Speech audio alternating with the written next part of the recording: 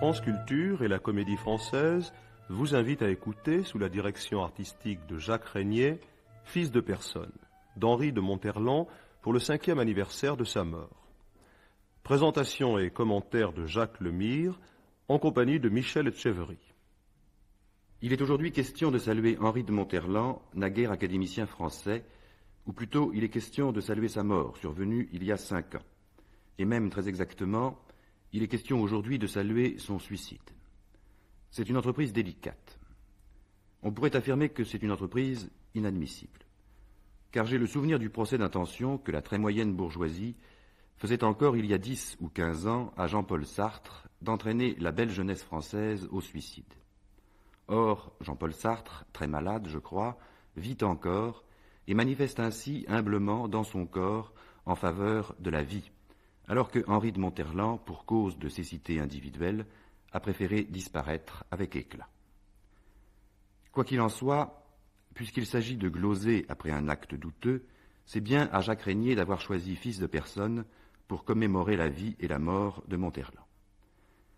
Car ce drame est d'une parfaite ambiguïté. Et même, je ne sais pas jusqu'à quel point il ne faudrait pas dire qu'il est d'une parfaite malhonnêteté où nous finirons par reconnaître, bien sûr, je le dis d'avance, l'extraordinaire sincérité de Monterland. L'argument dramatique de Fils de personne est d'ailleurs, vous allez le constater, d'une grande simplicité, jusqu'à produire ce que Monterland lui-même appelle une œuvre presque décharnée, analogue, dit-il, à ces corps d'athlètes qu'un massage averti a décapé de tout ce qui n'est pas utile au but qu'il se propose. Une pièce qui n'existe, je cite encore, que par son action intérieure.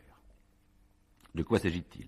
Un homme, une femme et un adolescent sur fond de guerre et d'occupation. C'est tout. L'homme, Georges Carion, avocat de bonne renommée, a abandonné cette femme, Marie Sandoval, enceinte de lui au moment de l'abandon, pendant 12 ans. Exactement jusqu'à ce qu'il la rencontre, par hasard, au métro Châtelet, avec leur fils, Gilles, dit Gilou, alors âgé de 12 ans. Quelque chose s'est ému, au métro Châtelet, dans cet homme pour ce fils inconnu, et le père a enfin commencé de participer à l'éducation de l'enfant. L'action intérieure de Fils de personne va commencer 2 ans plus tard, à Cannes, en zone libre, alors que Gilou a exactement 14 ans et 1 mois. Ce n'est donc plus un enfant, c'est un adolescent, ce qui permet à Monterland de le jauger et de le juger, puisque Monterland a lui-même vécu sa propre adolescence avec une intensité de sensation dont il ne se remettra jamais. Tout le drame tient en effet à ceci. Gilou est, je cite, de mauvaise qualité. C'est en tout cas ce que Monterland affirme en préface et en postface, et c'est ce qu'il prétend que nous constations dans la pièce. C'est aussi, bien sûr, ce qu'affirme son père en maintes occasions. Et c'est ainsi qu'il sacrifie son fils à, je cite Monterland, une certaine idée qu'il se fait de l'homme ou quelque chose qui est plus que le sang. Plus que le sang est le 2e titre de cette pièce, et c'est bien sûr surtout ce que dit ce titre que Monterland défend avec sa violente tactique d'agressivité. Voici un large extrait de la préface donnée par l'auteur. Il me semble que cette pièce doit n'être guère comprise. Sa maigreur étudiée ne sera-t-elle pas tenue pour pauvreté, un simple scénario? On sera déconcerté par le ton, si différent de celui de la Reine morte. On ne me retrouvera pas dans ces personnages qui ne parlent pas en style noble et ne disent pas de choses poétiques. On opinera que c'est une œuvre étrange. J'espère bien que c'est une œuvre étrange. L'amour paternel étant un des sentiments les plus faibles qui existent dans la nature, il est logique que si un auteur le montre fort, les pères ne se reconnaissent pas dans cette peinture, tandis que les femmes, au contraire, y retrouvant l'amour maternel, protestent que l'auteur s'est trompé, a confondu le père et la mère. Mais le malentendu proviendra surtout d'une autre cause. Fils de personne est un drame de la qualité humaine. Un père rejette son fils, et le rejette peut-être vers la mort, parce que celui-ci est de mauvaise qualité. Si le public ne perçoit pas cette mauvaise qualité et n'en est pas aussi écœuré que le père, ce dernier lui paraîtra monstrueux. Or, les spectateurs français de 1943 ne peuvent pas être choqués par les traits de Gilou, qui écœurent Georges Gilou, c'est leur fils à eux, un charmant enfant. Que lui reproche-t-on? C'est leur fils, et c'est aussi eux-mêmes. Dès lors, le sacrifice de cet enfant devient un acte.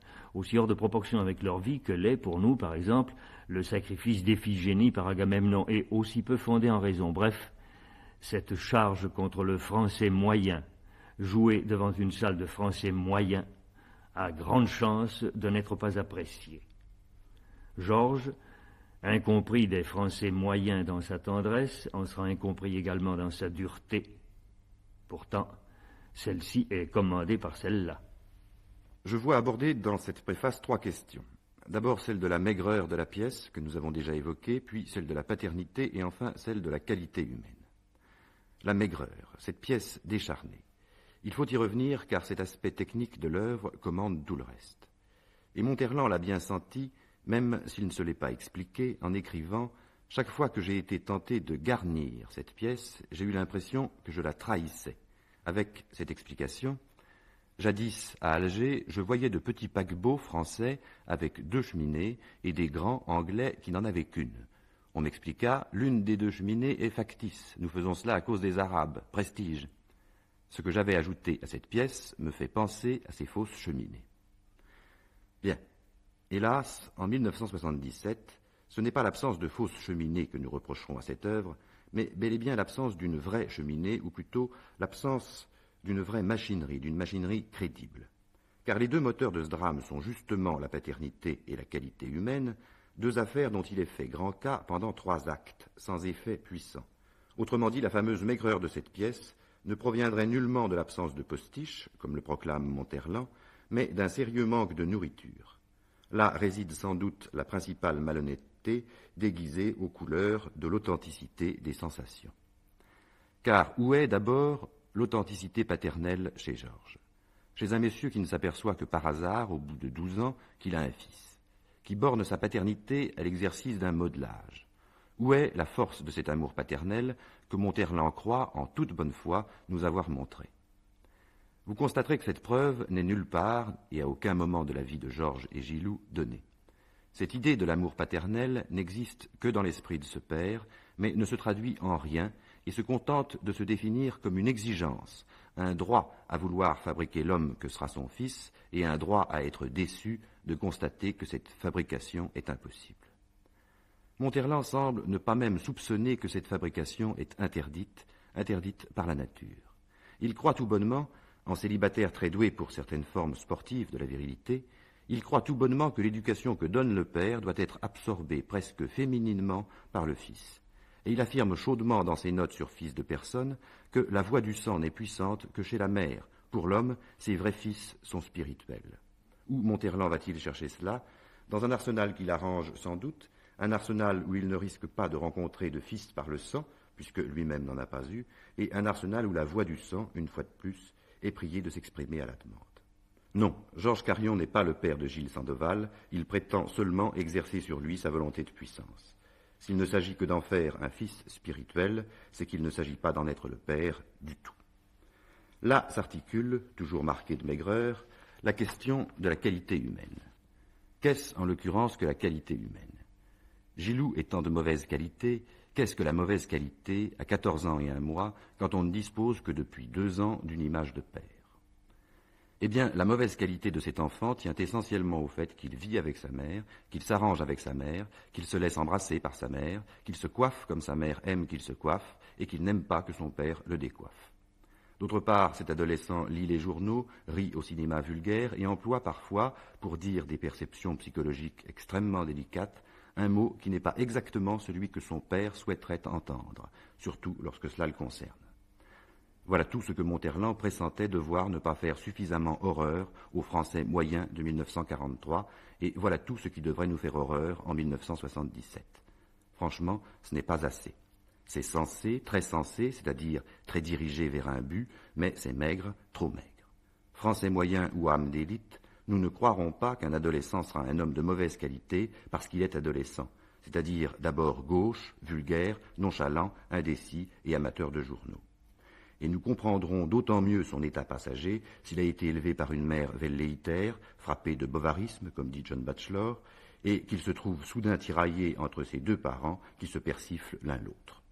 Autrement dit, Nous ne nous attendrons plus à ce que les jeunes gens de 14 ans se comportent au XXe siècle comme se comportaient les purs produits de la chevalerie au même âge, les quelques Français d'alors élevés à cheval et en armes. Ce n'est plus l'usage, tout au plus pourrait-on le regretter. Enfin, que propose Georges, horrifié par la mauvaise qualité de son fils, que propose Georges à son fils en fait de critères de qualité humaine? Un seul qui recouvre tous les autres, le mépris, la négation de ce qui est bas. Georges prétend inoculer le mépris à sa nation et ne présente en conséquence à son fils qu'une longue liste de mépris où se tenir, une longue série d'interdictions. Aucun objet d'admiration, jamais, aucun exemple à suivre. Monterland, c'est le monsieur qui a écrit dans Service inutile « L'essentiel est la hauteur, elle vous tiendra lieu de tout », ce qui me paraît ou grave ou amusant, mais éclaire parfaitement cette morale politique énoncée dans Savoir dire non. Oui, c'est le titre, Savoir dire non. Le bouddhisme enseigne que l'homme doit avoir 10 répugnances. Peu importe lesquelles, c'est l'idée qui m'intéresse. L'idée que dans une œuvre de perfectionnement individuel, avant même ce qu'on souhaite, il y a ce qu'on rejette. Nul ne peut gouverner sa terre s'il ne sait aussi bien refuser qu'accorder, a dit notre Saint Louis. Ce qui a manqué plus que tout peut-être au peuple français depuis 20 ans, c'est ce non frémissant, jailli des profondeurs. Travaillons à lui donner des répugnances. Travaillons à lui donner ce non à ce qui est médiocre et à ce qui est bas. À cela fait écho la violente déclaration de Georges Carrion. Les enfants. Nous autres, nous rêvons toujours de faire sortir un jour quelque chose de grand d'une de ces petites molécules informes. Et quand un de ces enfants est le nôtre, or voici mon expérience, ma culture, 25 ans de réflexion sur le monde et de jeu contre les hommes. Il y a un enfant dont c'était le destin à double titre que je lui communique tout cela, puisqu'il est de mon sang et que je l'aime. Et c'est précisément en lui que je ne peux pas le faire, parce qu'il est bête et parce qu'il est bas. Vous avez remarqué que Georges dit 25 ans de réflexion sur le monde et de jeu contre les hommes. J'admire réellement, quant à moi, que son pauvre fils résiste à cette tentation négative et que sa bêtise, sa bassesse, se borne à ne pas écraser les autres. D'ailleurs, il ne faut pas feindre de l'ignorer, il y a une suite à Fils de personne. Conçu en 1946, au cours d'un dîner chez des collaborateurs notoires qui présentaient gaillardement leur fils, claudiquant d'avoir été 3 fois parachuté par les Anglais, elle fut écrite en 1948. Et Monterland, dans cette pièce suivante, intitulée « Demain il fera jour », renverse la vapeur. Gilles a 17 ans et 7 mois, il supplie ses parents de le laisser entrer dans la résistance, et son père, désabusé, revenu de tout, sans être allé dans bien des endroits, dirait Musset, le lui interdit, jusqu'au jour où il reçoit une lettre anonyme, où il passe pour collaborateur, et où, pris de panique, tremblant de peur, il envoie tout de suite son fils le blanchir. Mais Gilou ne reviendra pas de sa première mission. C'est curieux. C'est curieux qu'un auteur prenne ainsi le soin de défaire ce qu'il avait patiemment fait, que le champion de la qualité humaine devienne soudain l'image de la veulerie, comme si Corneille, incertain de son Horace, avait écrit 1500 autres vers où le vieillard maudirait Rome, ses lois et la guerre. Il faut ajouter que cette situation, partir ou ne pas partir, être ou ne pas être avec ceux qui vont faire quelque chose, surtout la guerre, est lancinante chez Monterland. C'est le sujet de sa toute première pièce, extrêmement puérile, écrite en 1914, cela s'appelait L'Exil, et extrêmement sérieuse, extrêmement significative. Le héros, Philippe de Presles, empêché par sa mère de partir au front avant l'appel, de partir y vivre une grande amitié amoureuse avec un collégien de sa trempe, s'écrie « Oui, l'amateur, toujours à côté, toujours en dehors. Manquer cela, manquer la guerre, être là parmi les vieillards, les femmes et les cul-de-jatte, sans pouvoir rompre ce cercle infernal de la solitude. Manquer cette occasion de vivre, de souffrir, d'aimer, de me donner, de me transformer en le meilleur de moi-même. Moins que cela, c'est-à-dire plus encore, manquer tout simplement cette occasion de devenir pareil aux autres. Mais non, l'exil, toujours l'exil. Hier, au collège, je me mêlais, et c'est pourquoi j'y étais si heureux. Et puis le collège qui m'exile pour je ne sais quelle bêtise quand j'avais fait de lui ma chose et mon amour. Et puis la guerre et exilé de la guerre. Et demain, comme aujourd'hui, exilé de tout ce pourquoi je suis fait, tantôt par ma faute, à cause de ce que je suis, tantôt par la faute des autres. Quand je songe à ce que j'aurais été si on m'avait soutenu dans ce que j'ai de bon. C'est toujours le même cri, étrange chez un homme officiellement si content de soi. Quand je songe à ce que j'aurais été si on m'avait soutenu dans ce que j'ai de bon, dit le jeune Philippe, je voulais être un père différent des autres, dit Georges Carion. Rien de tout cela n'aboutit, hélas. Monterland est pourtant parvenu à forger sa vie et à forger une œuvre et à choisir sa mort. Homme de lettres, il se distingue formidablement de ses confrères exactement par les mêmes moyens dont il use pour faire une œuvre originale. Il procède en tout, c'est-à-dire en vie et en littérature, il procède en tout avec une sorte de sincérité, justement, qu'on aime de moins en moins rencontrer. Vindicatif en vie et en littérature, il modèle des héros, mais avec une habileté que l'on commence tout juste à soupçonner, il les modèle fragiles. L'habitude qu'ils ont tous de rompre, de toujours rompre, et de rejeter systématiquement qui les blesse tant soit peu, eh bien, ce réflexe de distinction, cet envol fougueux, loin du bas et du bête, c'est au fond une sorte de peur. Monterland craignait les pièges. Sa nature animale, préservée instinctive, sa nature craignait le repos, craignait l'usage, craignait la communauté des autres. Et ce sont ces craintes que l'œuvre décrit en forme de panique agressive. L'admirable, assurément, c'est que tant de mouvements s'expriment tous, imperturbablement, dans un seul ton, à un seul niveau de qualité de langage et dans une seule manière. Si la langue de fils de personne n'est pas apparemment la même que celle de la reine morte, les deux sujets sont pourtant traités à la même hauteur. Monterland est ainsi une leçon, une énorme leçon, qu'on aime ou qu'on n'aime pas, mais c'est une leçon.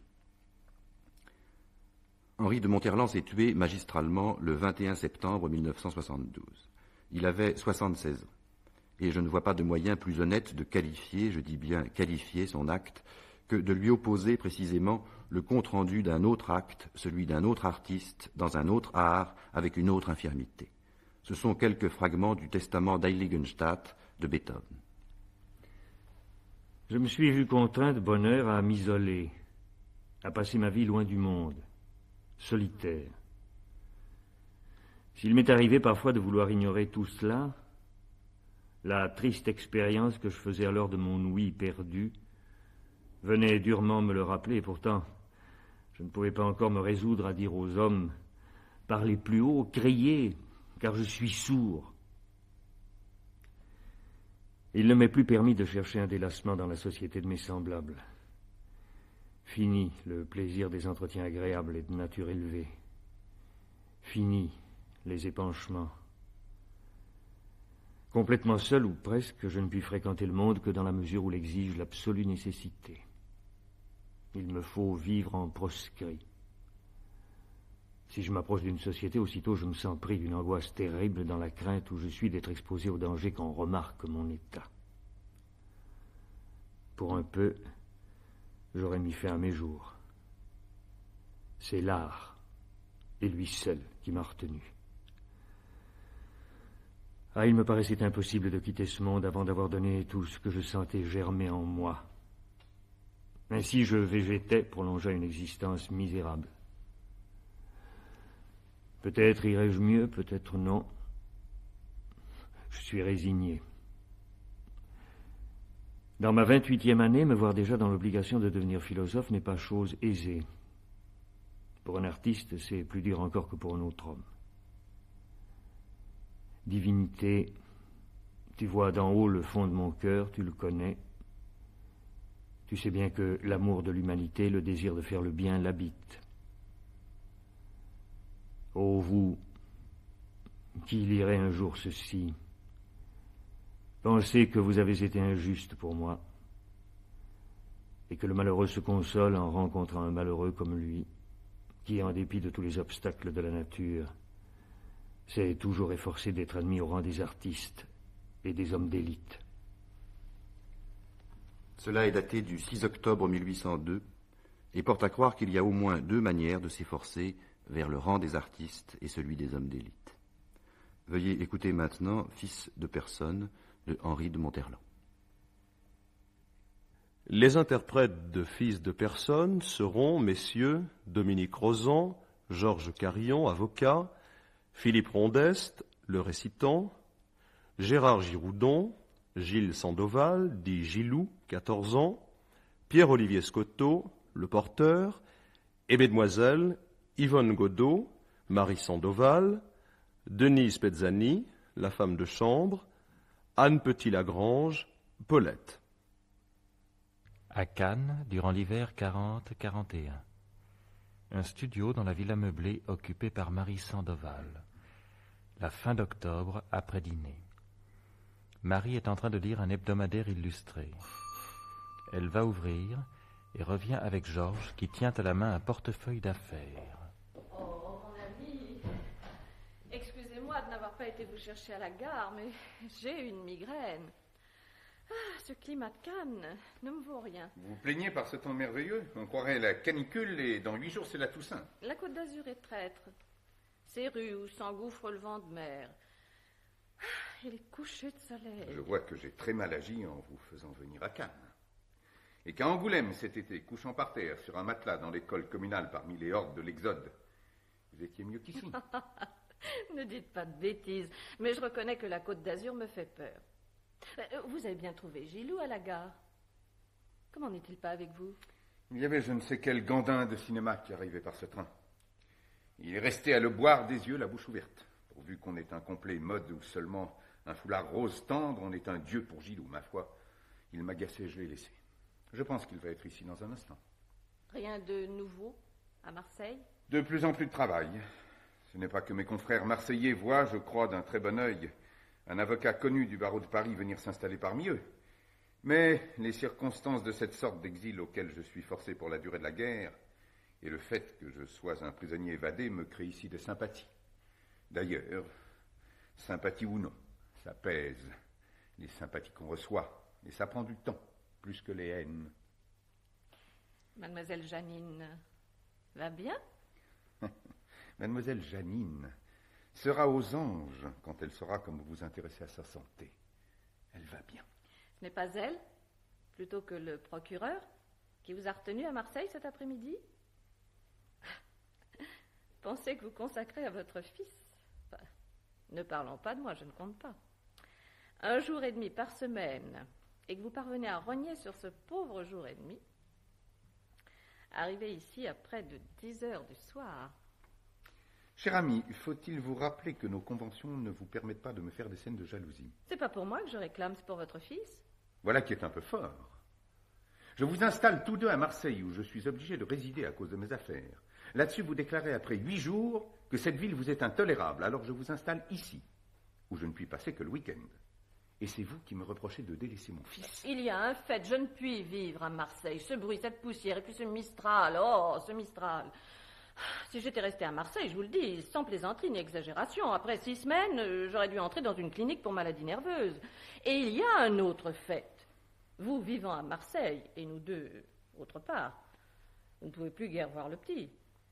Et alors je me demande si toute notre organisation actuelle, qui avait pour but de le rapprocher de vous, n'a pas perdu sa raison d'être.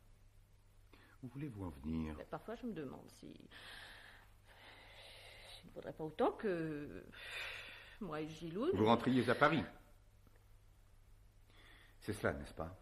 La scission. Gilou à Paris et moi ici. Et cela durant des années peut-être, puisque comme prisonnier évadé, il m'est impossible de rentrer en zone occupée avant la fin de la guerre. Et ce serait pour cela, tout ce que j'ai fait. Dit, souffert, rêvé, espéré, combiné depuis 4 mois ou depuis 2 ans.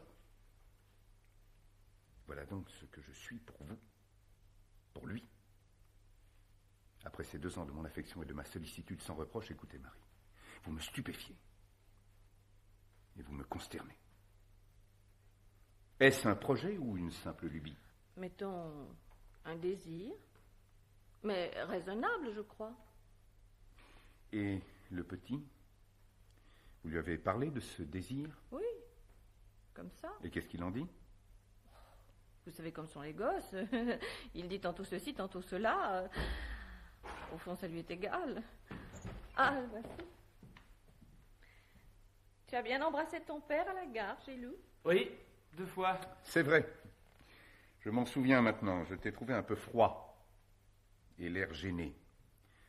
C'était du même ordre que la migraine de ta mère. Des petites conspirations pendant mon absence. Alors, il paraît que tu veux retourner à Paris? Moi, je fais ce qu'on me dit de faire. Oh, tu avais hier une opinion plus nette. Cannes, cette sale ville, etc. Hier, j'étais de mauvaise humeur parce qu'il a plu toute la journée. De la pluie à Cannes. Aujourd'hui, c'est différent. Vous permettez? Je voudrais bien lui parler un instant en particulier. Oh, si je permets. Mais comment donc? Vous avez 5 jours et demi par semaine pour parler à Gilou en particulier. Accordez-moi le même droit pour le jour qui reste. Accordé. D'ailleurs, ça ne me changera guère. Même quand nous sommes tous trois ensemble, c'est avec lui que vous causez, avec lui que vous riez. Je me demande parfois quel rôle je joue entre vous deux. Vous jouez le rôle de la mère. C'est un rôle ingrat. Allons, Gilou. Sois bien franc avec ton père, hein? Et surtout, ne lui dis rien pour me faire plaisir. Moi, je ne compte pas.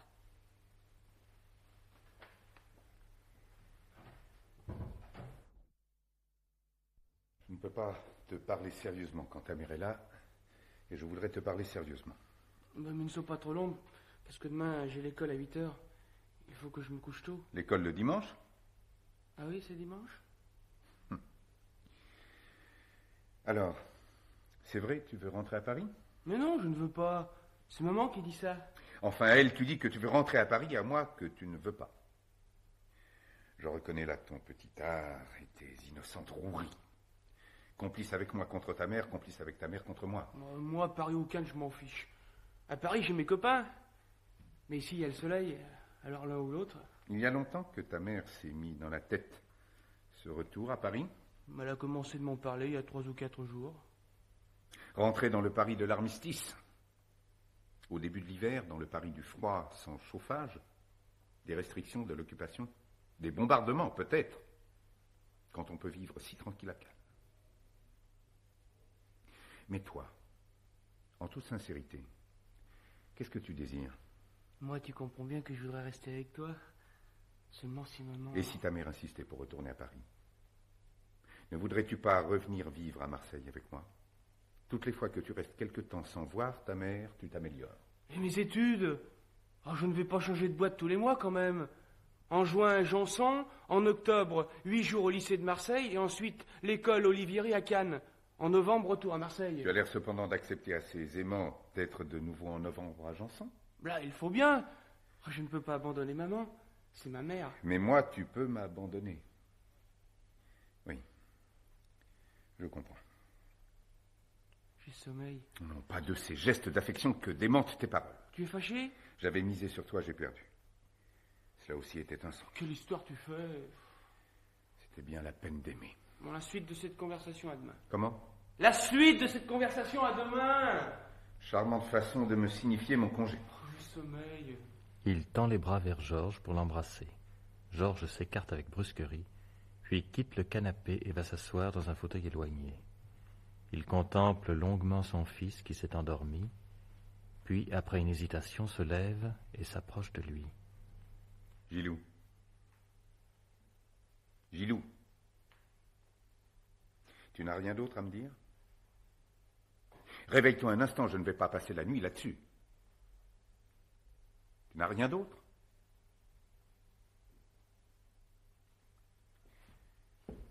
Marie! Oui. Qu'est-ce qu'il y a? Votre fils désire rentrer avec vous à Paris. Vous pourrez donc, si bon vous semble, prendre le premier train de réfugiés qui partira. J'assurerai votre existence à Paris dans les mêmes conditions où je le faisais à Cannes. Je croyais avoir souffert pendant la débâcle tout ce que peut souffrir un homme. Mais non. Il me restait ceci. Je ne vous le cache pas, je vous l'avoue, en employant une expression qui peut vous paraître un peu littéraire, mais qui correspond à ce qui est. J'en ai le cœur brisé. Pourquoi est-ce toujours triste en définitive d'aimer quelqu'un? Oh, je sais que ma conduite, avoir abandonné sa maîtresse à la naissance du gosse qu'on lui avait fait, Avec le chèque sauveur, c'est entendu, je veux dire, le chèque de celui qui se sauve. Et être ensuite resté 12 ans à les ignorer aussi complètement que s'ils n'avaient jamais existé, cela ne vous crée pas de grands droits sur eux. 12 ans et puis un jour, dans le métro à la station Châtelet, nez à nez avec vous, vous et un grand petit bonhomme, je l'ai regardé. Il m'a plu. Je me suis dit, pourquoi ne pas l'aimer? Je l'aimais déjà. Il faut dire que dans ce moment-là, j'étais comme travaillé par une nostalgie de la paternité. Vous n'étiez pas heureuse, vous étiez aux prises avec une situation difficile. De ce jour, j'ai agi de telle sorte que la vie matérielle ne vous fut plus un objet de souci. Mais ne sentez-vous pas que c'est cela, précisément, qui me gêne, d'être ainsi à votre charge? Nous sommes sans rien ici, vous le savez bien, avec les 3 valises de l'Exode.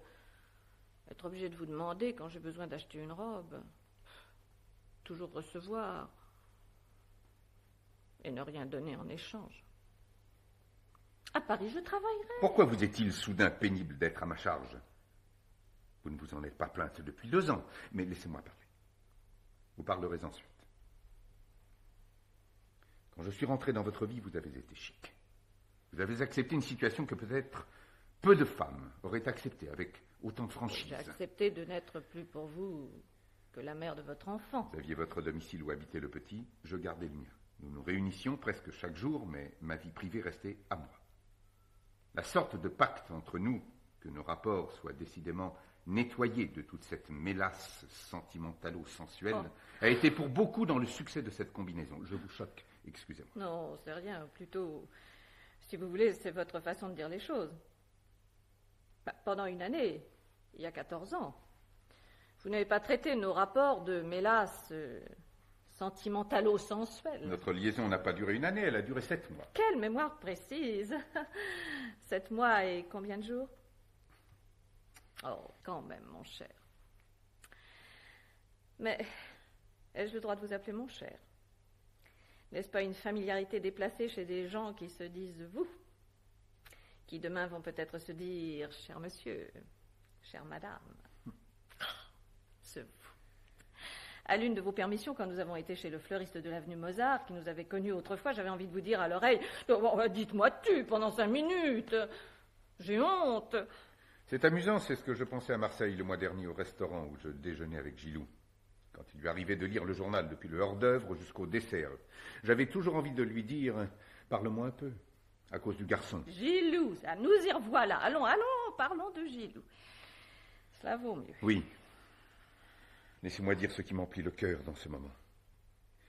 Je vous rappelais donc qu'après nos retrouvailles, 1 an s'est écoulé pendant lequel, comment dire cela d'une façon simple, pendant lequel vous et lui, j'ai sans cesse fait passer votre intérêt avant le mien.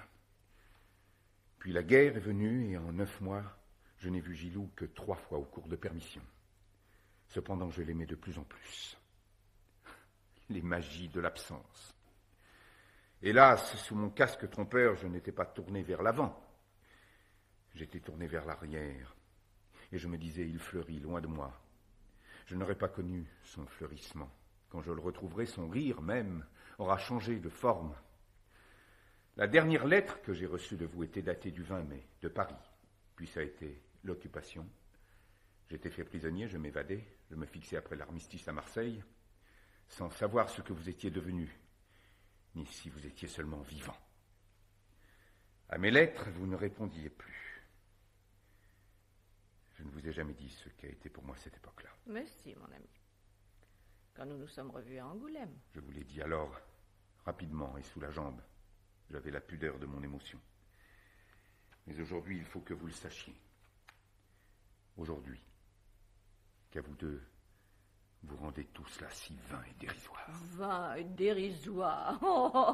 Parce que vous êtes en colère, vous employez des mots. À Marseille, j'entreprenais de rétablir ma situation.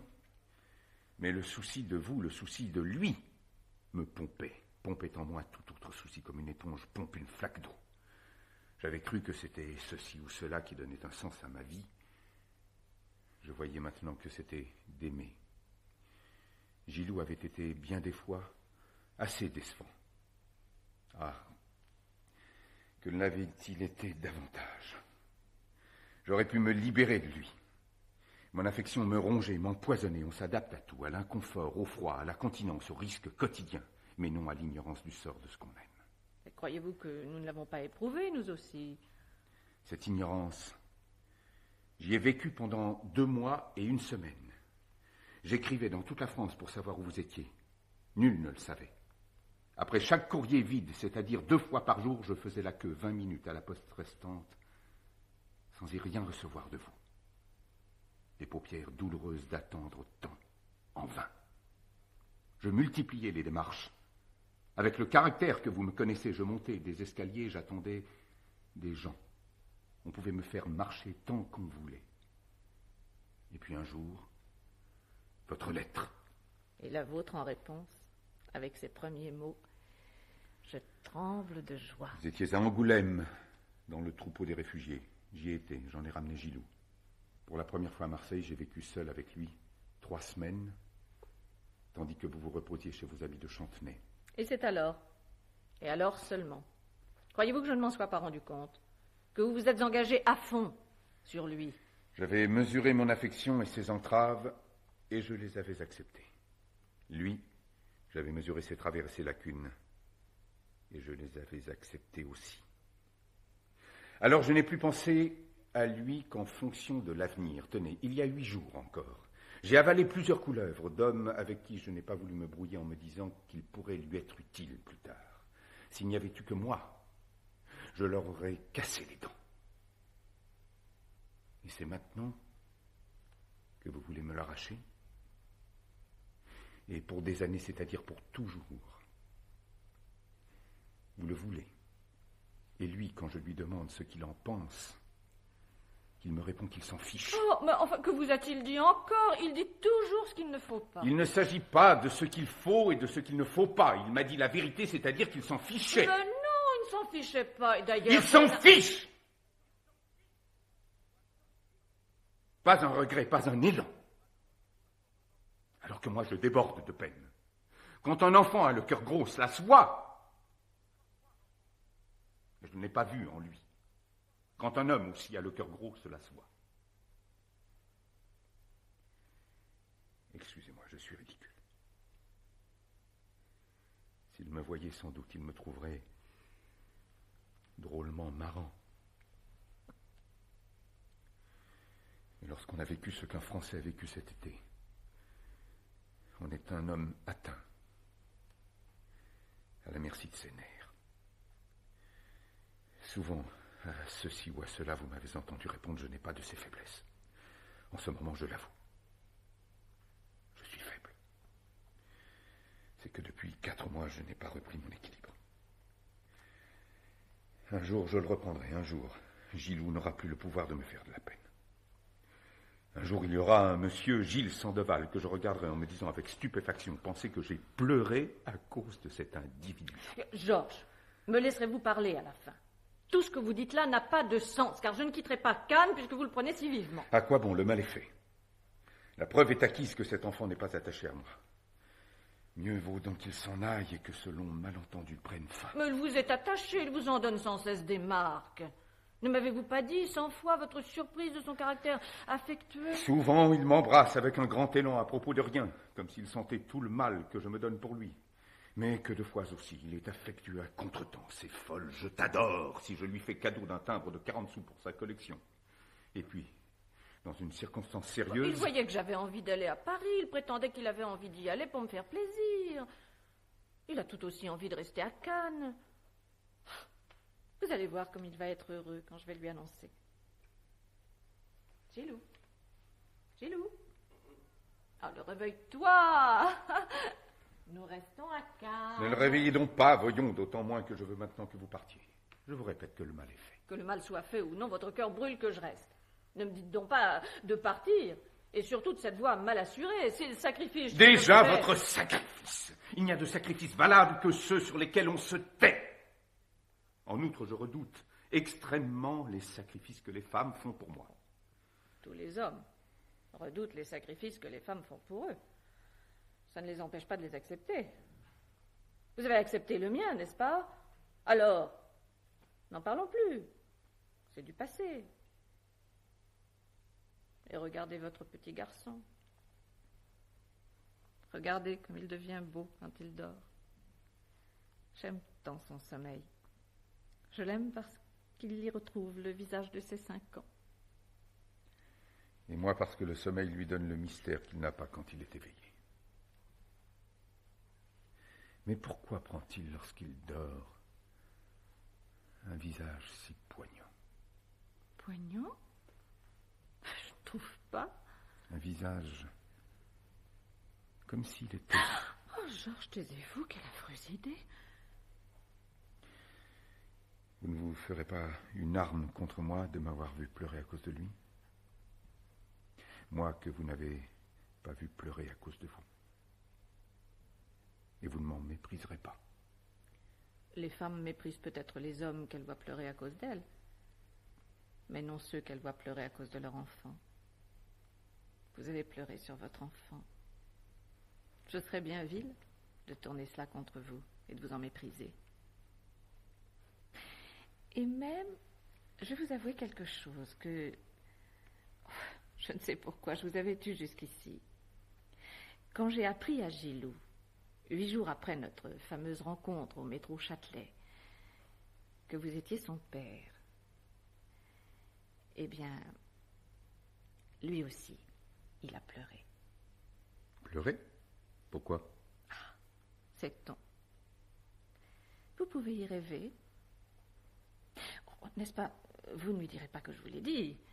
Et vous ne lui direz pas que j'ai pleuré aujourd'hui à cause de lui? Non. Mais ne croirait-on pas qu'il pleure en ce moment?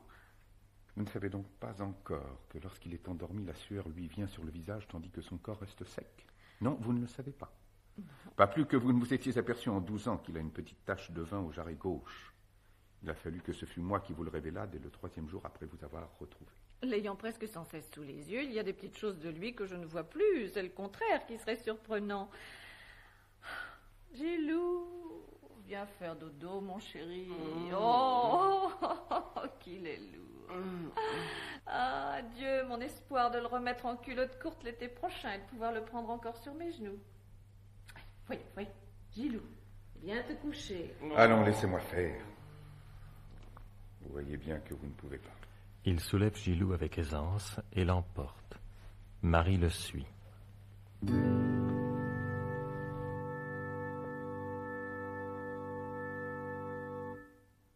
Un mois plus tard, fin novembre, Paulette, la femme de chambre, achève de faire le studio. Paulette, ça vous ennuierait de me garder ce billet de la loterie nationale? Mon père ne veut pas que j'en achète, et je ne sais pas où le planquer. Pourquoi vous le confiez pas à votre mère? Tout simplement. Elle en achète des billets. Oh, comme ça. Moi, je connais trop maman. S'il sortait, elle me donnerait 20 francs. Et avec le reste, m'achèterait des affaires utiles. Et ça, je marche pas. On dirait qu'elle va mieux, votre maman, aujourd'hui. Je crois que le médecin vient ce soir. S'il vient comme il est venu la dernière fois. Oui, ça, c'était un peu fort. Un médecin doit venir quand il le dit. C'est nous qui le payons. Enfin, s'il vient, j'espère qu'il va permettre à maman de sortir. Elle se languit. C'est ça qui la rend malade. Cela fait maintenant 6 semaines que vous êtes à Cannes. Elle ne peut pas s'y faire.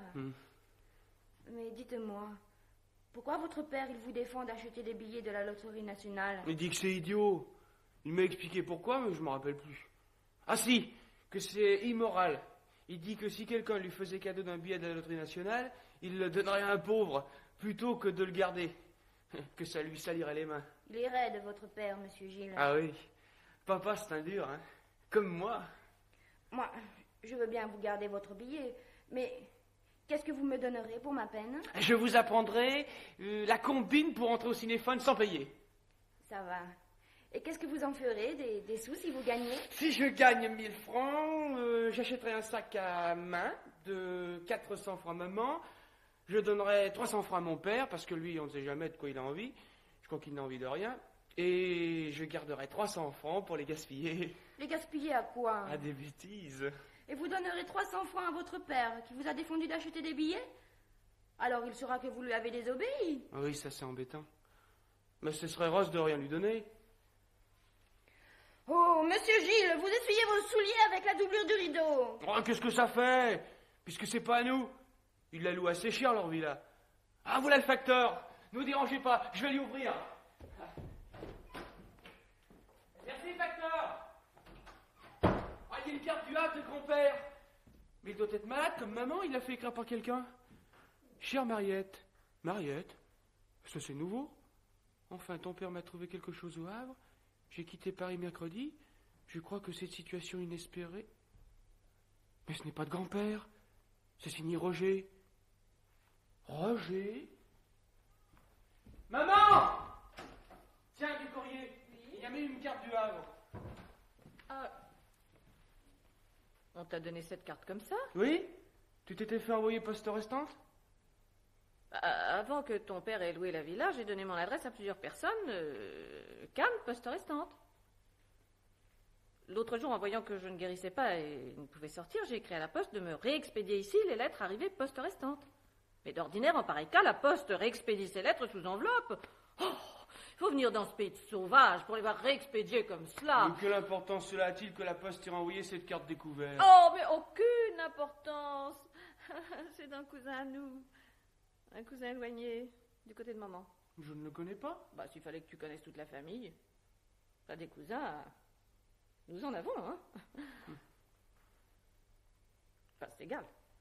Ton grand-père pourrait écrire plus souvent, ou ta grand-mère. Quelle vie, mon Dieu, quelle vie.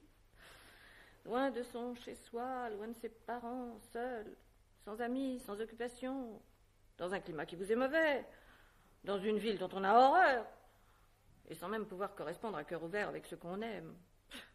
Pour combien de temps? Toujours si déçu en tout, alors qu'ailleurs... Et tout cela pour que ton père te voie quelques heures par semaine. Qu'il passe à te faire des observations. Oh, tu es sans cesse à gémir. Rentrons-y à Paris, que ce soit fini une bonne fois. Mais tu sais bien que je ne peux pas reparler de ça à ton père. Oh, ce soleil m'aveugle. Je vais être obligée de porter des lunettes noires. Des lunettes noires à la fin de novembre. Enfin, le monde est à l'envers. Il n'y a que toi pour te plaindre qu'il fasse soleil à la fin de novembre. Et si ce soleil me fait mal, enfin? On ne pense jamais à ma santé. Oh, le ciel tamisé de l'île de France ou de l'Atlantique. Au Havre, dans la maison de tes grands-parents, le vent de mer ne m'a jamais rendu malade. Comme la chaleur moite de cette Méditerranée. Oh.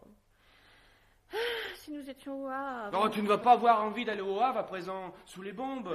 Le bombe. Bah, grand-père ne t'a pas écrit qu'ils avaient été bombardés? Il m'a écrit une ou deux fois qu'il y avait eu une alerte. Il a écrit des alertes quotidiennes. Oh, alors tu lis toutes les cartes qu'on m'envoie, hein?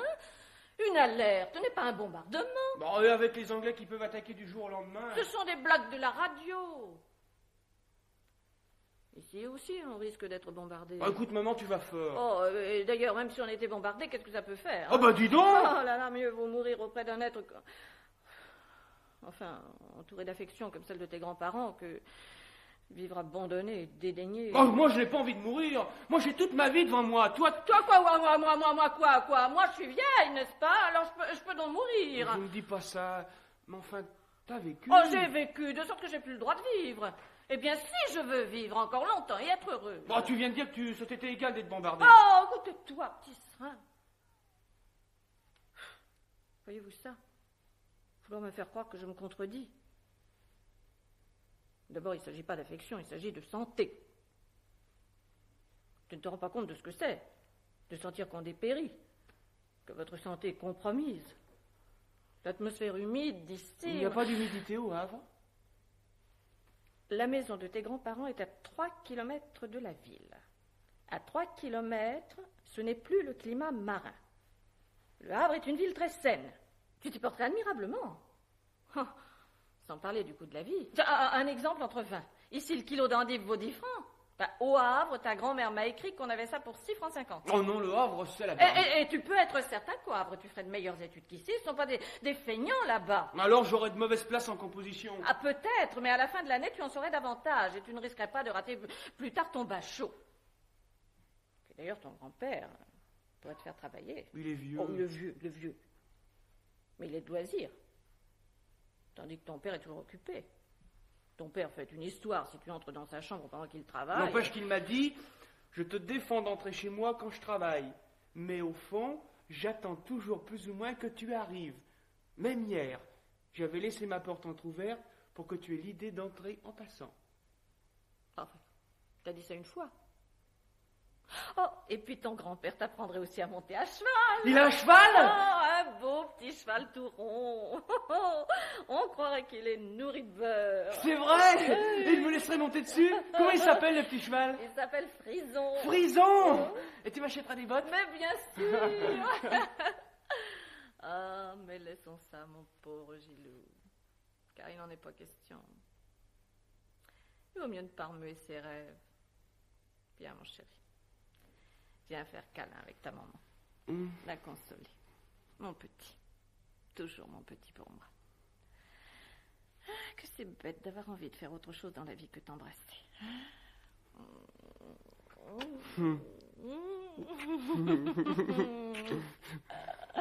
Ah, que c'est bon. Ton cou frais comme de la mie de pain. Et ta bonne odeur.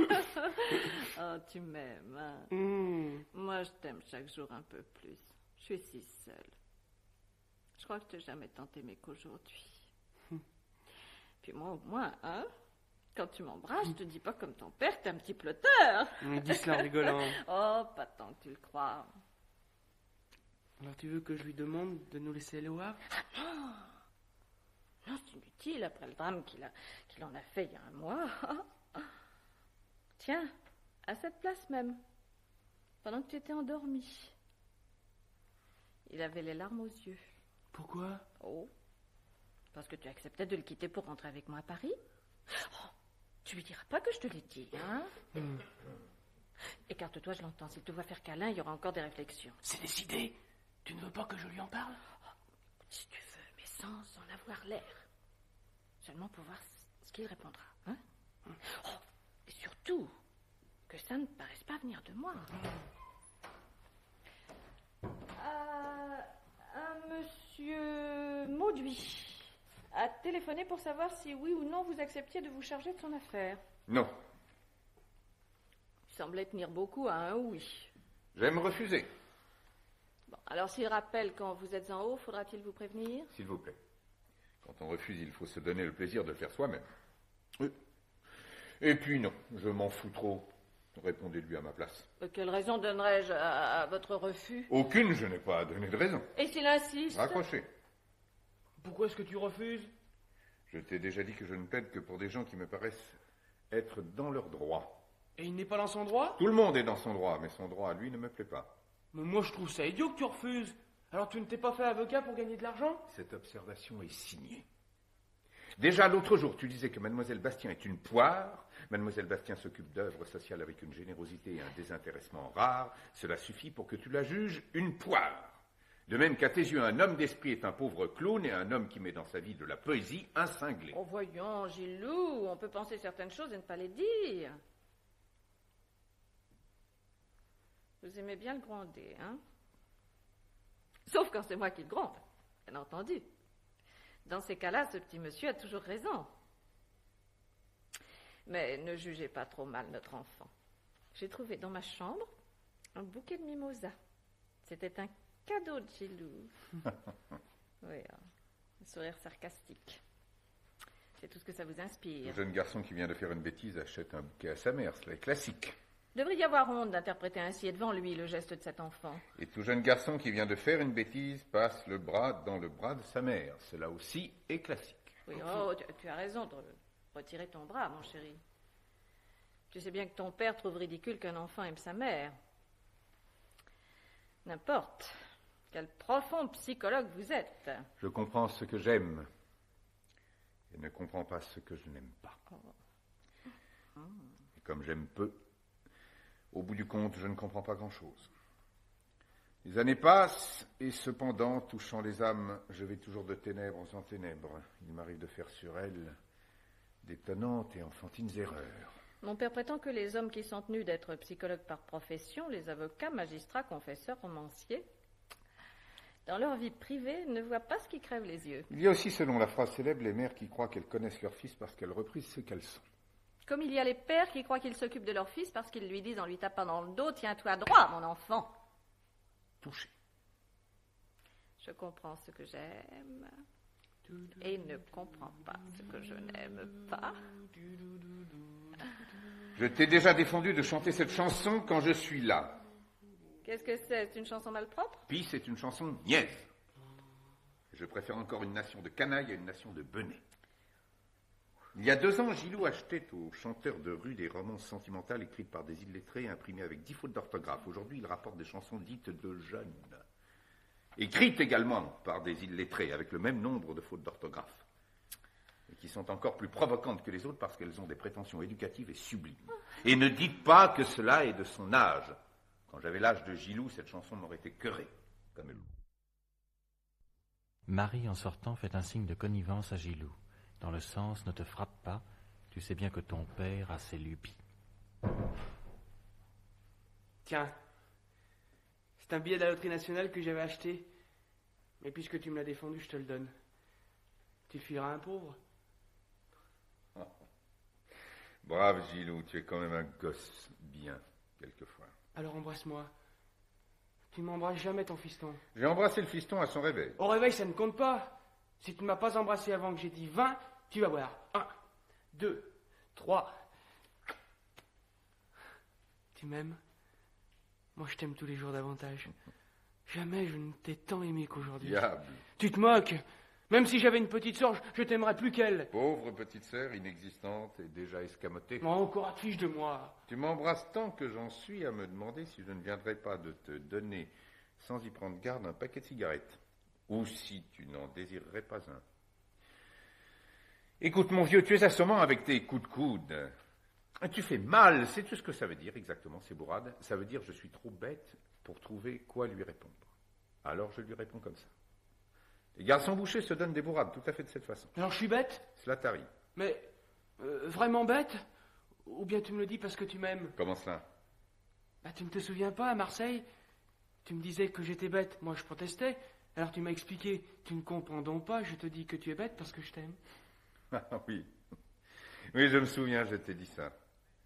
Mais il y a des fois où tu es bête, vraiment, avec ta façon mesquine de voir les choses, ton adoration des fausses valeurs et ton animosité instinctive contre les vraies.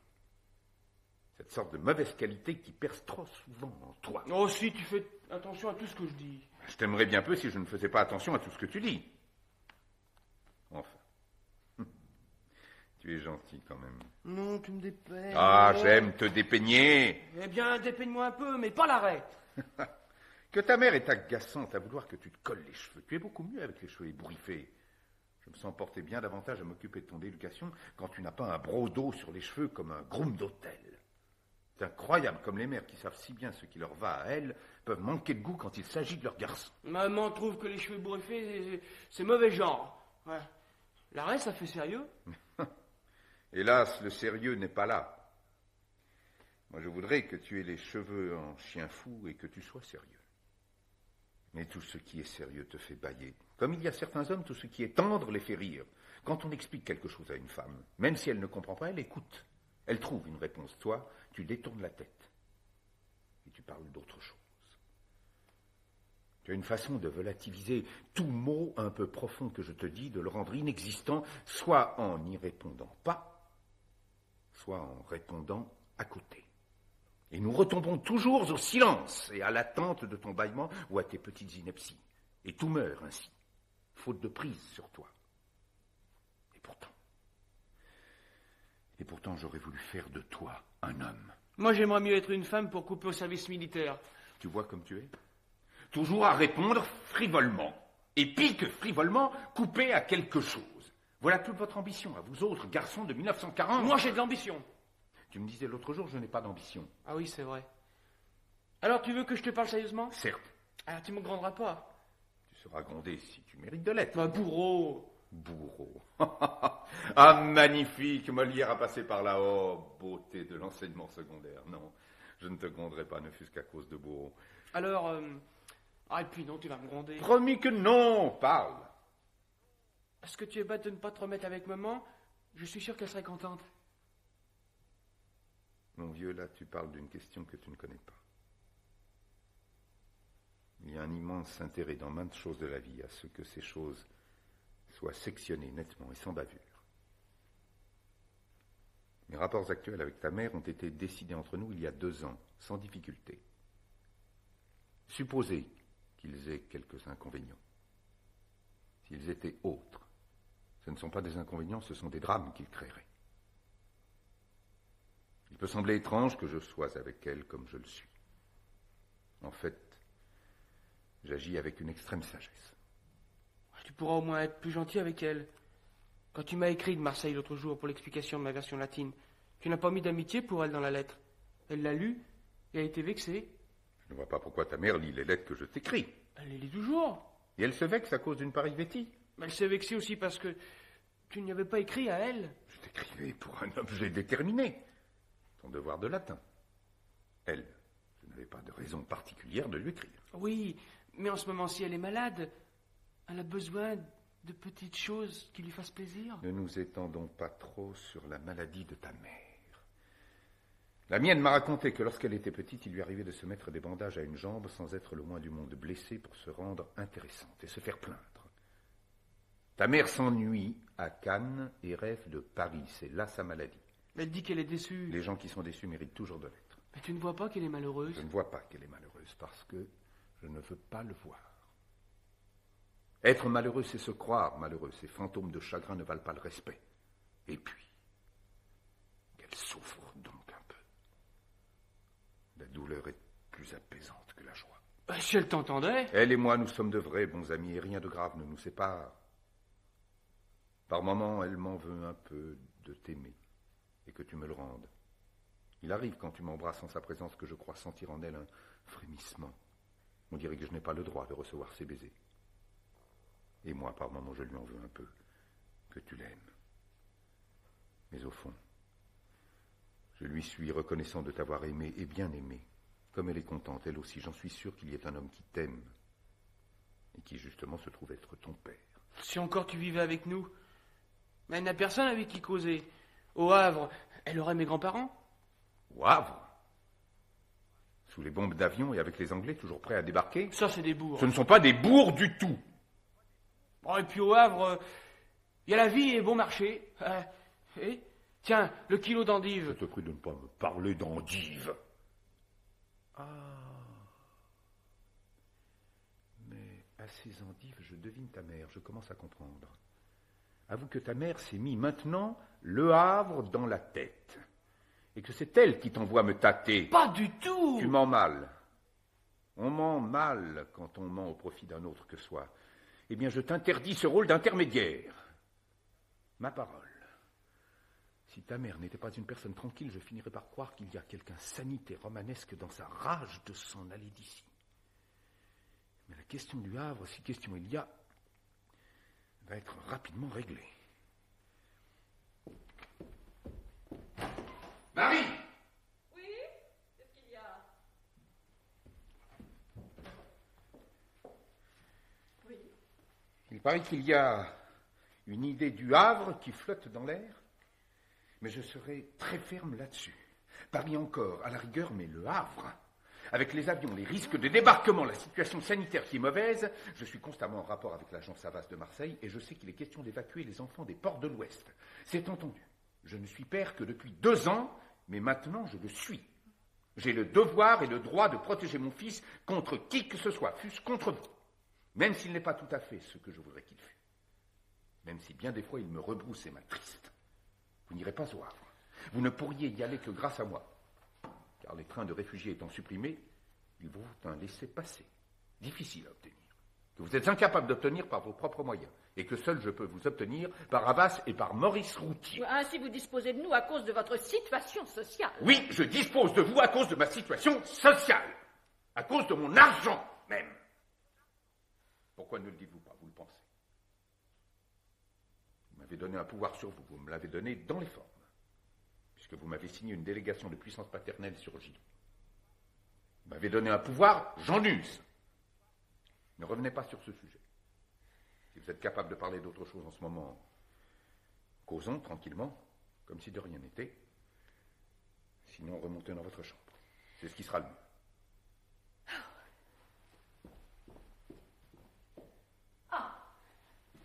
Tenez, je vous rends ce cachet que vous avez donné ce matin à Gilou pour son mal de tête.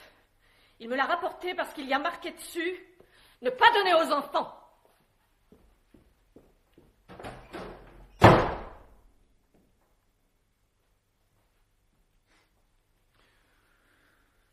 Tu remets de l'eau sur tes cheveux? Après tout ce que je t'ai dit? J'en mets juste sur la mèche de derrière. Monte donc rejoindre ta mère. Je suis sûr que c'est cela que tu veux.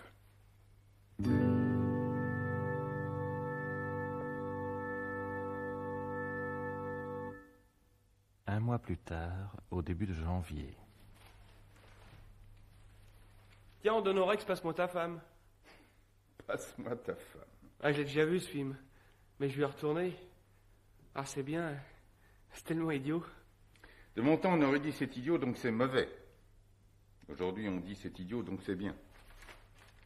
Tu l'aimes, Rita Leandri? Tu sais qu'elle a épousé Wonder Clark à Hollywood? Ah, c'est une grande artiste. Hein. Une grande artiste. Toujours ton respect à tort et à travers. Ah, si tu pouvais être un peu rebelle. Une grande artiste.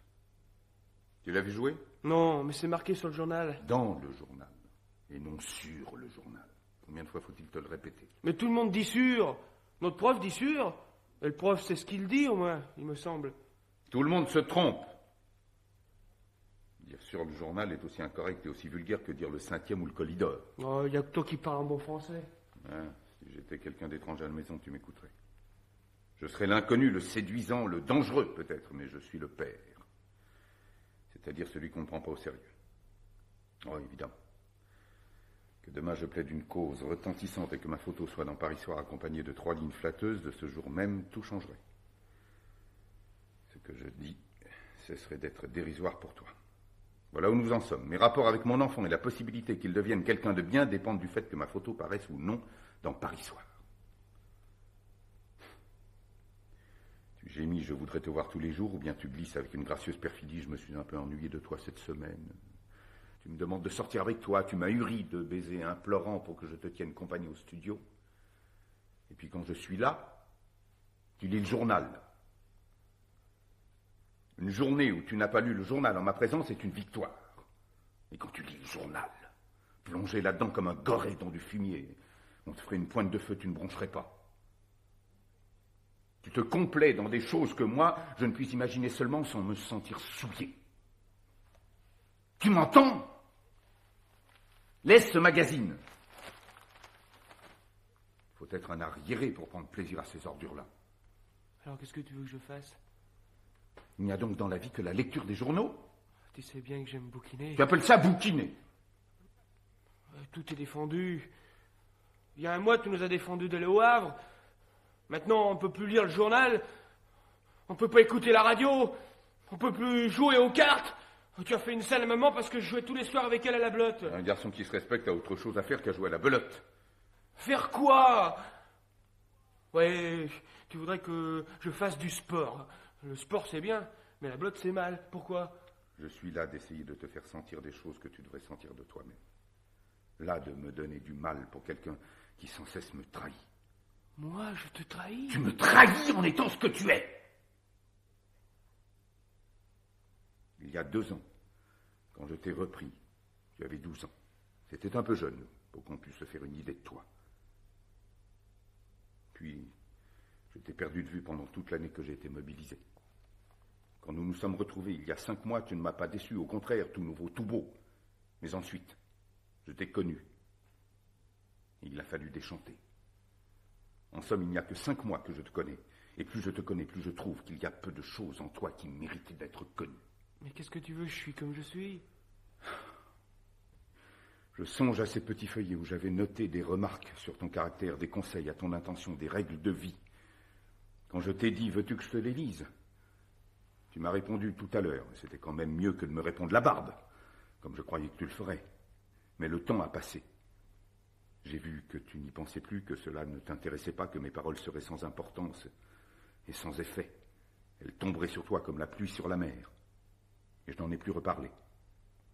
Pendant des semaines, j'ai apporté ces feuillets chaque samedi dans ma poche, sans jamais trouver l'atmosphère assez favorable pour les en sortir, sachant bien que si tu m'écoutais, tu ne le ferais que par politesse. Parfois l'idée me venait de te les donner en te disant il n'est pas du tout nécessaire que tu m'en parles, je te demande seulement de ne pas les détruire. Mais cela même me semblait encore trop. Et chaque lundi, je les remportais à Marseille, un peu plus froissés. Et je les regardais avec mélancolie, comme si ce qui était écrit là, c'était toute l'histoire de mon échec avec toi. Et un jour, j'ai jugé que l'épreuve était suffisante. Et je les ai jetés. Et toi, mon vieux, mes feuilles de notes trimestrielles, quand je les ai montrées, c'est à peine si tu les as regardées. Un petit coup d'œil, quelques très bien, indifférent. Gilou, pour une fois, il sort de toi une parole qui me touche. Si je t'ai fait un peu de peine en paraissant ne pas m'intéresser à tes notes, je t'en demande pardon. Mais là aussi, il faudrait expliquer. Tu sais que je n'attache pas une grande importance à tes études. Ce qui est important pour toi n'est pas là. Où alors? À l'école, moi, je ne m'embête pas. À la maison, tu t'embêtes? Ah oui, ferme. Encore quand tu es là, mais le reste du temps... Tu t'embêtes. Comme ta mère, c'est contagieux.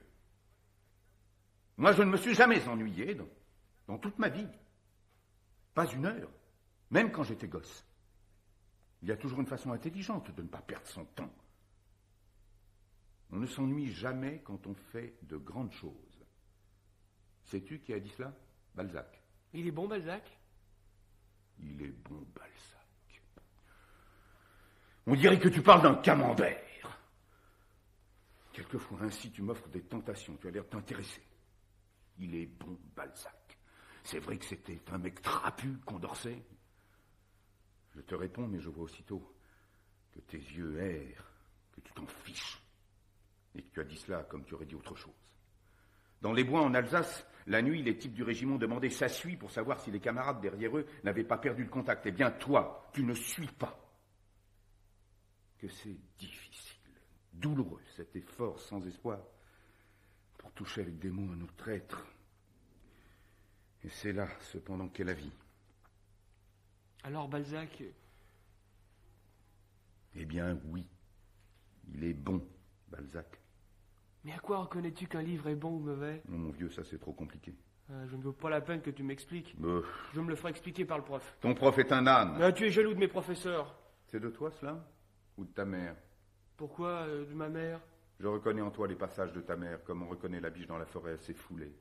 Tu répètes toujours quelqu'un ou quelque chose. Tu répètes le journal, tu répètes le professeur, tu répètes ta mère. Jamais rien de personnel. Si je te répétais toi, tu serais bien content. Pourquoi ris-tu? Mais tu prétends savoir tout mieux que tout le monde. Et tu ne sais même pas le numéro de téléphone de ton cabinet à Marseille. Ça, c'est de la mémoire. Ça n'a rien à voir avec le jugement. La mémoire, je te la laisse, elle est l'intelligence des imbéciles. Oh, ça alors! Oh, il y a de l'abus, hein. Tu nous embêtes à la fin. Moi, j'en ai marre, Mais qu'est-ce que c'est? Papa a déchiré ton journal. Moi qui ne l'avais pas lu. Et il paraît qu'il n'y a que des arriérés pour pouvoir lire ce journal. Remonte dans ta chambre. Tu seras durement puni demain pour ta grossièreté. Quelle punition? Tu le verras demain. Non, dis-le-moi, moi, tout de suite. Remonte dans ta chambre.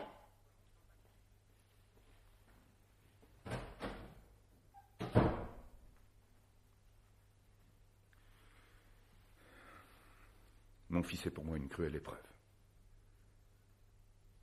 Tout ce qui, à mes yeux, donne du prix à la vie, non seulement au sien ne compte pas, mais est l'objet de sa dérision. Moi qui aime tant l'enfance, il arrive que l'enfance à travers lui me fasse horreur. Un enfant, et c'est le mien, me fait honte pour l'homme. Dites simplement que cela vous agace qu'il prenne de votre temps et vous dérange dans votre travail. Vous ne me comprenez pas. Avec joie, je lui sacrifierais une part bien plus considérable de mon travail, si je ne savais que tout ce que je fais pour lui est fait en pure perte. Dès à présent, je l'ai jugé. Mon fils est un imbécile. Oh, un imbécile? Oh, et vous êtes bien prétentieux et bien odieux d'envoyer ainsi par-dessus bord quelqu'un que vous n'avez pas fait tout seul. Après tout, j'y suis pour quelque chose dans cet imbécile. Et j'en suis fière. Le terrain est mauvais. Je le sens. Tout le cri. Tout? Quoi? Des réflexions et des réactions de gosse qu'il est absurde de prendre au sérieux. Un petit mot peut condamner un être plus sûrement que si vous l'aviez vu voler à la devanture d'une boutique. Mais non, un être humain n'est pas un verre dont on reconnaît à une seule chic note s'il est de verre ou de cristal. Cristal. Et puis qui de nous est de Cristal? Vous qui passez votre vie à tenter de sauver des coupables, vous êtes bien sévère pour votre enfant. Pour qui serait-on sévère, sinon pour son enfant? Et pour qui aurait-on de l'indulgence, sinon pour son enfant? Quand j'ouvre ma fenêtre sur le monde, ce qui me fait le plus souffrir, c'est le spectacle de l'indulgence. Partout, je la retrouve. En haut, en bas, l'indulgence. Ce serpent auquel il faudrait écraser la tête. Oh. Vous plaidez. Je plaide. Vous avez trouvé ce mot. Toutes les fois que je dis quelque chose avec accent et émotion, quelque chose qui me vient du cœur ou des entrailles, pour vous, je plaide. C'est pas reine de l'indulgence, n'est-ce pas? Que vous n'avez pas voulu lui dire tout de suite en quoi il serait puni. Oui. Pour faire durer son appréhension. Je ne vous ai jamais connu une telle cruauté envers moi. J'ai plaidé quand j'étais jeune, au tribunal pour enfants. J'étais plein de pitié pour eux. Et je n'ai pas de pitié pour lui parce qu'il est mon fils. C'est monstrueux. Les autres, je ne leur avais rien donné. Et puis que penserais-je de moi si, étant dur dans les affaires publiques, je me relâchais dans les affaires privées? Oh, écoutez, enfin, si vous trouvez que Gilou est insupportable... C'est curieux, vous êtes toujours un peu à côté de la réalité. Le soir où je pleurais sur cette chaise, vous me disiez que j'étais en colère. Je ne reproche pas à Gilou d'être insupportable, je serais inquiet pour un gosse qui ne serait pas un peu insupportable. Je lui reproche d'être de mauvaise qualité. Vous lui parlez d'une façon bien au-dessus de son âge, d'une façon invraisemblable. Il est naturel qu'il ne vous paraisse pas à votre hauteur quand il vous répond. Je lui parle dans une forme qui sort de moi, comme du feu. Je ne pourrais pas lui parler autrement. Mais la déception qu'il vous cause, n'importe quel enfant vous la causerait. Vous savez aussi bien que moi que la conversation d'un gamin avec un adulte ne peut se prolonger trop sans les lasser tous deux. Non.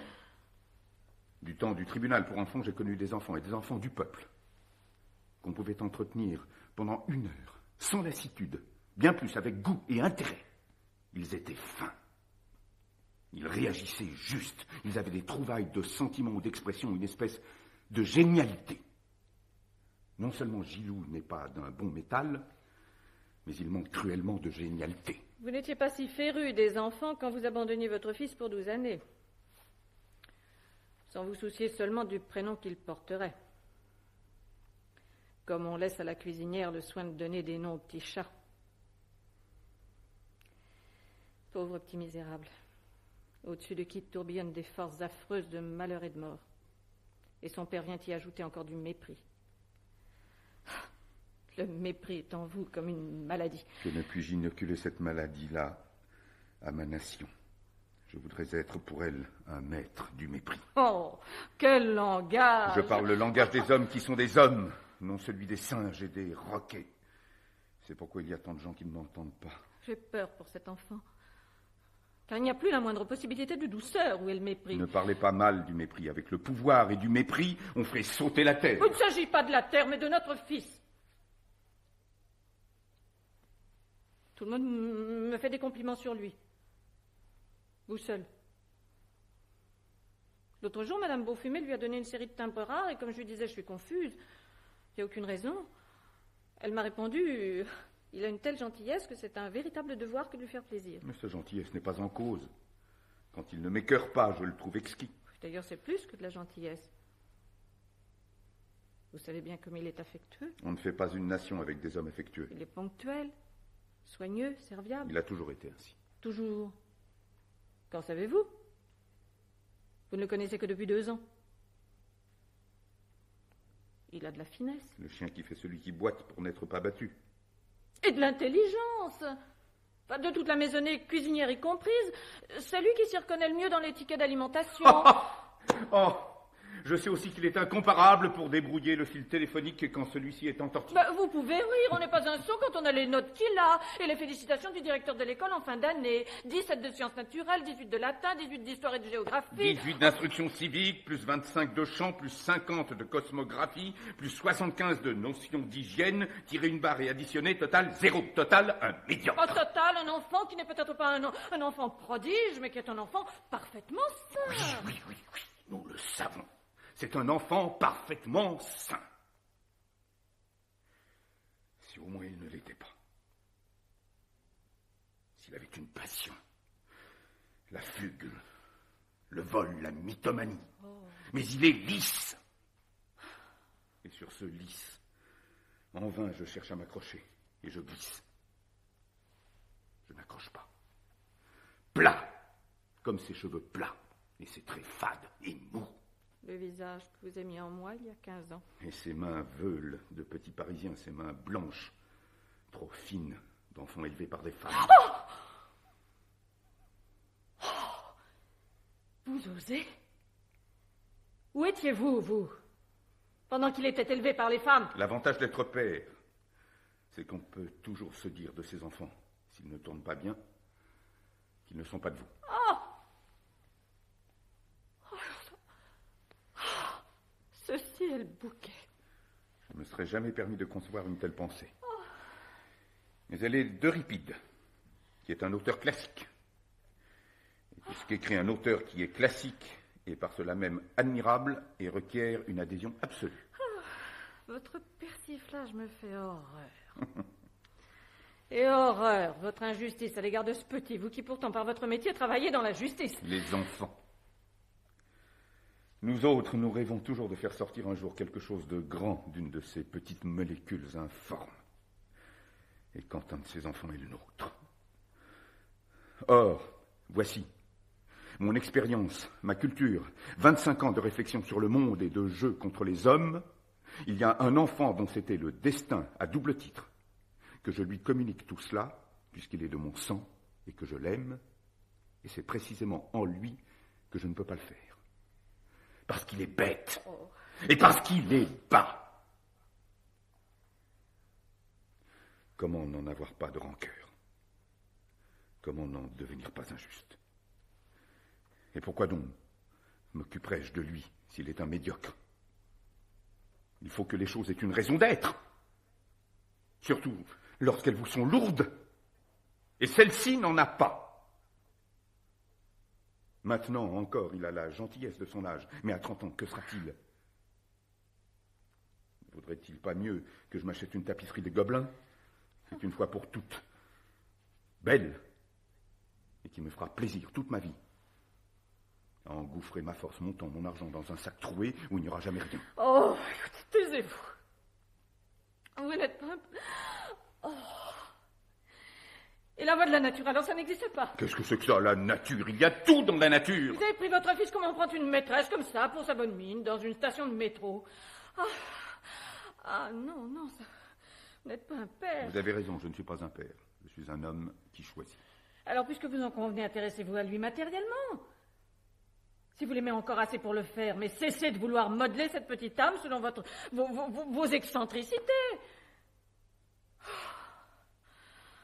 Oh, pourquoi êtes-vous rentré dans sa vie pour en troubler le cours calme et simple? Mon fils n'a pas besoin d'être exceptionnel. La nation a besoin que les siens le soient. Contrairement à ce qu'on annonce de toutes parts. Il n'y a plus aujourd'hui en France pour sauver l'honneur que les individus, et les individus tirant sur l'exceptionnel. Pensez que demain il fera jour, et avec des fils qui ne seront pas le mien. Au lieu d'exiger toujours avec fureur l'impossible, prenez donc les hommes tels qu'ils sont. Je les refuse tels qu'ils sont. Gilou honorera son pays en étant un Français peut-être moyen, mais capable et honnête. Inutile de me ressasser que c'est sa médiocrité que vous aimez en lui. Et c'est ce que vous défendez en prenant sa défense. C'est enfin... Je me comprends. Quand il me criait « Tu nous embêtes !» Comme ils vous liaient bien ensemble, vous et lui. Comme vous étiez complices. Pour moi, je vous le dis, je ne puis plus supporter que les gens un peu supérieurs. J'ai fait en sorte toute ma vie de n'avoir pas, ou presque pas, d'imbéciles autour de moi. Je ne commencerai pas par en avoir avec mon fils. Je ne lèguerai pas mon nom à un Français qui ne sera que moyen, fût-il capable et honnête. Ah, nous y voilà. Il ne s'agit plus de la nation. C'est votre orgueil, ou plutôt votre vanité, qui souffre de votre enfant. Je me disais, pourquoi cette persécution enragée? De quoi se venge-t-il sur lui avec cette âpreté? Qui veut-il punir en lui? Je le sais. Maintenant, vous voulez punir en votre fils quelque chose que vous avez créé et qui n'est pas vous. À vous triompher, n'est-ce pas, de ne pas l'avoir reconnu il y a 2 ans. Même quand vous le raccrochiez à vous, même quand vous étiez pour lui tout feu tout flamme, vous restiez prudent, de sang-froid, vous vous réserviez de le reconnaître ou non à sa majorité, selon quelle heure vous le jugeriez ou non digne de vous, et dès à présent c'est jugé, 2 années vous en suffit. L'homme englouti dans la femme, j'ai connu cela, mais l'homme et la femme engloutis dans le gosse, ça alors...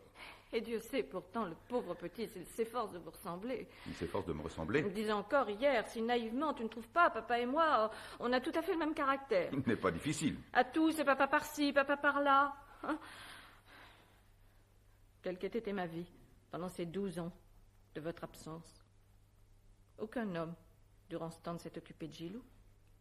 Aucun homme n'a vécu avec lui sous le même toit. Et c'est important pour un gamin, ça. Savez-vous qu'il a pris, ou essayé de prendre, jusqu'à votre écriture? Vous vous plaignez. Mais tout ce que vous lui dites de faire, à ma connaissance, il le fait. Se brosser les dents 2 fois par jour, son éducation physique, se lever rapidement le matin sans même pleurer, comme il faisait autrefois. Laisse-moi dormir encore 5 minutes, le temps de faire un petit rêve. M'écouter dans les petites choses et m'échapper dans les grandes. Tenez, samedi dernier au cinéma, vous souvenez-vous? Comme il était béat et hilar devant le film, qui était, je le reconnais, particulièrement stupide. Vous vous êtes tourné vers lui, vous l'avez regardé un instant. Il a deviné tout de suite que son attitude vous choquait, et il a fait tomber sa tête sur votre épaule. À demi riant, à demi pleurnichant, comme pour vous demander pardon d'être un peu bête, comme pour vous dire aussi « Laisse-moi être de mon âge ». Il y avait dans ce geste et dans cette expression tant de confiance en vous, tant de désir de vous satisfaire. Il vous aime. Est-ce que vous l'oubliez? Vous levez les sourcils, vous ne me croyez pas. Les gens qui m'aiment m'étonnent. Il vous aime, et c'est tout cela. Non, non, ce n'est pas suffisant qu'on vous aime. Même pas une fois, il n'a paru vous en vouloir d'avoir abandonné sa mère et lui pendant 12 ans. Il a l'air de trouver ça tout naturel. Un vrai petit homme. N'avez-vous jamais surpris dans ses yeux cette interrogation? Pourquoi est-ce qu'il m'aime moins? N'avez-vous pas été bouleversé l'autre jour par sa parole? Pendant tout le déjeuner, tu n'as pas eu un regard affectueux pour moi? Vous avez raison. Il m'aime. Hélas. En êtes-vous à souhaiter le prétexte qu'il ne vous aime pas pour ne l'aimer plus à votre tour? Il m'aime. C'est vrai. Il m'aime. J'ai beau être de plus en plus rude avec lui, il est toujours pareillement affectueux avec moi. Cette tendresse qui erre, qui se pose sur moi au hasard, cherchant peut-être autre chose. Il m'embrasse et je me dis d'où viennent ces baisers qu'il me donne. Ah, Marie, je souffre de lui. Je l'aime et je voudrais l'estimer autant que je l'aime, mais je ne peux pas. On ne reprend pas son enfant après 12 ans d'abandon. Si sincèrement que vous l'aimiez aujourd'hui, il reste pour vous un petit étranger, un enfant adopté, mettons, qui n'a pas donné ce qu'on attendait de lui. Vous l'avez aimé trop tard. Si vous aviez eu un foyer normal, au lieu d'être un virtuose de l'irrégularité, la famille, on y croit ou non, mais on ne fait pas joujou avec. Vous ne me comprenez toujours pas. Je vous répète que je suis pris entre l'affection que je lui porte et une certaine morale qui est mienne. Morale qui le fusque et contredit. Tour à tour, je l'attire et je l'écarte.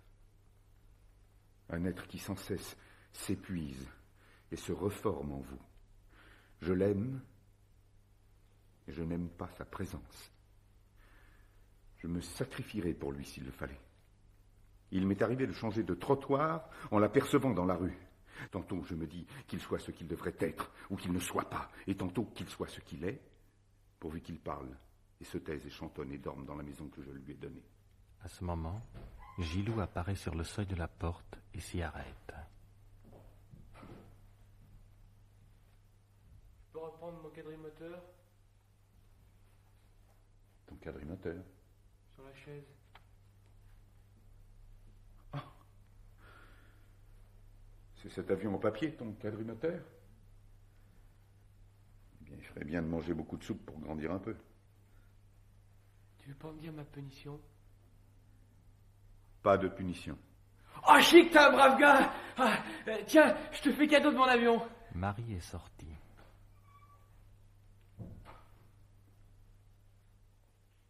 Gilou.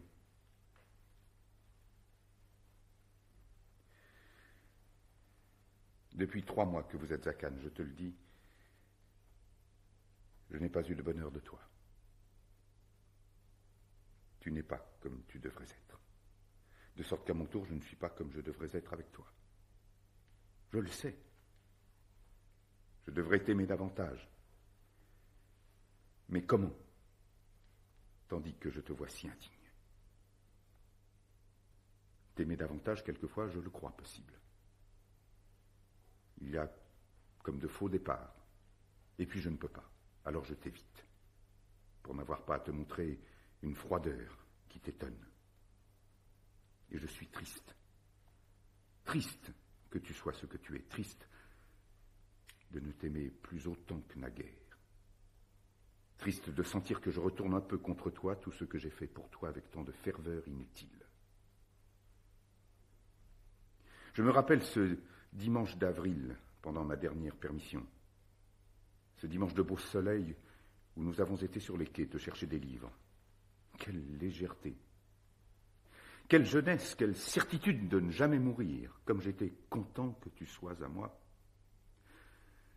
Beaucoup de vie a coulé depuis lors. Tu es passé du domaine merveilleux de ceux en qui j'ai toute confiance au domaine si banal de ceux dont je me méfie un peu. C'est dur de te dire cela, mais je te le dis. Il faut mettre le feu aux broussailles de la lande, tout brûler, et peut-être qu'ensuite, sur la terre nue, maintenant je vois bien des choses. Je vois pourquoi tu as pleuré quand tu as appris que j'étais ton père. Je vois pourquoi tu avais un visage si poignant quand tu t'es endormi il y a 3 mois sur ce canapé. Parce que je vois ce qui sera plus tard. Parce que je vois devant moi plus tard, aussi précis que si c'était du passé, tout ce que je ne ferai pas pour toi. Qu'est-ce que tu es, au fond? Tu es un enfant abandonné. C'est là ton destin. D'ailleurs, la plupart des enfants en France sont des enfants abandonnés. Ou bien on ne s'occupe pas d'eux, ou bien on s'occupe d'eux si mal. Ou bien on s'occupe d'eux pendant quelque temps avec intelligence et ensuite on les abandonne. Mais toi, alors? Je t'ai abandonné une première fois à ta naissance, par égoïsme. Je t'abandonnerai une seconde, par désespoir de toi. Hélas, je t'abandonne déjà. Quand tu as dit hier soir de toi-même qu'en août tu ferais tes devoirs de vacances, que tu achèterais le corrigé ensuite, comme si tu ne devais compter sur personne pour t'aider dans ton travail, je t'ai senti si seul, ta bonne volonté, si seul. J'en ai eu le cœur serré. Oui, quand tu commenceras d'être grand, je t'abandonnerai encore. Je vois tellement comment cela se passera. Je remettrai de jour en jour de m'occuper de ton avenir, je te laisserai penser n'importe quoi, faire n'importe quoi, fréquenter n'importe qui, aller avec n'importe quelle femme, tout au hasard, au lieu de te diriger. Et toujours plaisantant avec toi, car lorsqu'on n'a rien à dire aux êtres, la plaisanterie occupe et déguise l'indifférence. Et toujours te donnant de l'argent pour me croire en paix avec mes devoirs envers toi. Bref, je serai un père comme les autres. Alors que je n'ai voulu redevenir père que pour être un père différent des autres. Mais pourquoi un père comme les autres? Parce que tu auras été un enfant comme les autres, au lieu d'être supérieur aux autres. Et tu te demanderas toujours pourquoi je t'ai rejeté, puisque les raisons que je t'en donne, tu ne les comprends pas. Et tu resteras ma tristesse et mon reproche. Un de ces visages de noyés qui nous regardent éternellement du fond de l'eau. Gilles, mon petit, fais que je puisse t'aimer. mais y du tien. À moins que ce ne soit moi, peut-être, qui soit fautif. Si d'abord je t'avais aimé davantage, peut-être qu'à force d'affection, j'aurais su tirer quelque chose de tout ce qu'il y a en toi, d'embarbouillé, de barbare. À ce moment, Gilou, qui depuis quelques instants, sans déplacer sa tête, a posé le regard sur un des magazines demeurés sur le tabouret, puis s'est mis à le lire, tourne la page. As-tu lisé? Tu n'as pas pu m'écouter 5 minutes, quand jamais peut-être de ma vie je ne t'ai parlé si gravement. Eh bien, mon ami, voilà qui simplifie les choses. Dès lundi à Marseille, je commence les démarches pour votre laissez-passer. Quand je l'aurai, je vous le donnerai ou non, selon ce que je penserai de toi à ce moment. Pourquoi pleurer? Le Havre, voyons, les endives à 10 sous. Viens, mon petit, nous allons annoncer cette bonne nouvelle à ta mère. Et maintenant commence le règne de la mystérieuse douceur. J'ai renoncé. Tu n'entendras plus mes observations. Tout ce qui était défendu devient permis. Tu pourras même t'abstenir de prendre ton fortifiant sans que je te le rappelle. Pour commencer, voilà 50 francs. Pourquoi ne veux-tu pas les prendre? Prends-les donc. Tiens, encore 20 francs. Avec ça, tu vas pouvoir aller au cinéma et bravo d'avance pour Passe-moi ta femme. À quelle bonne journée de dimanche tu vas passer là.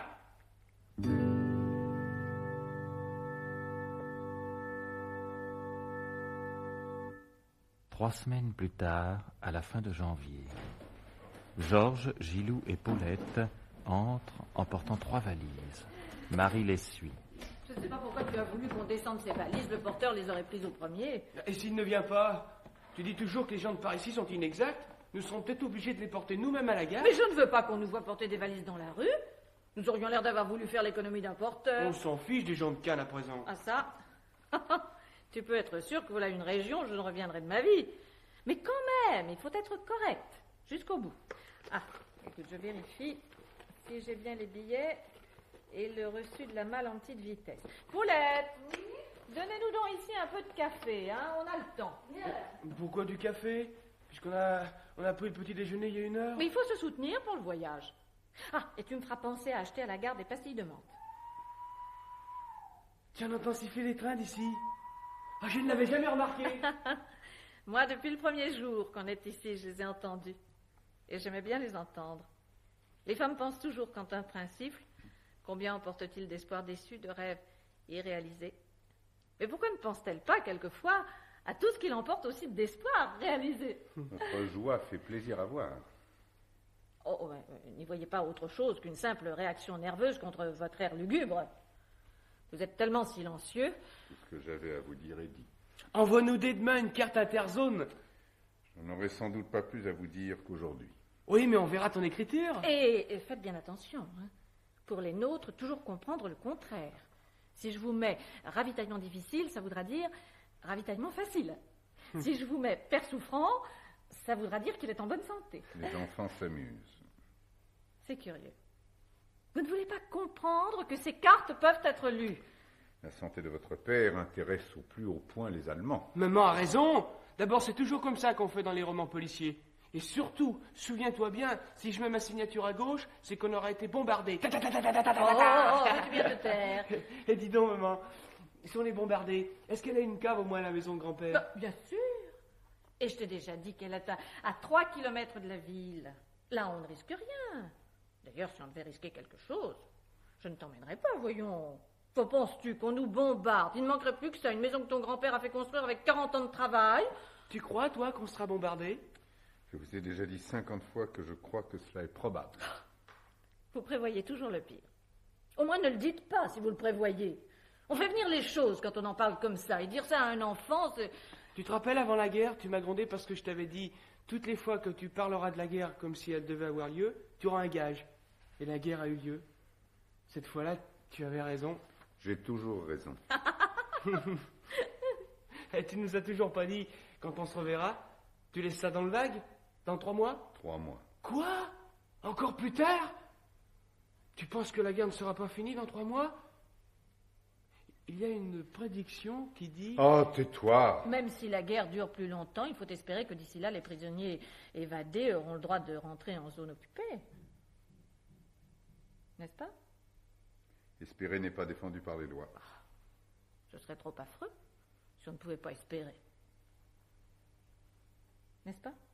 Je suppose en effet que ce serait peu agréable. Puis la guerre finira bien un jour. N'est-ce pas? Je suppose en effet que la guerre finira un jour. Maman! On vient pour la facture du boucher. Ah oui, j'y vais, attends. Fils de la femme,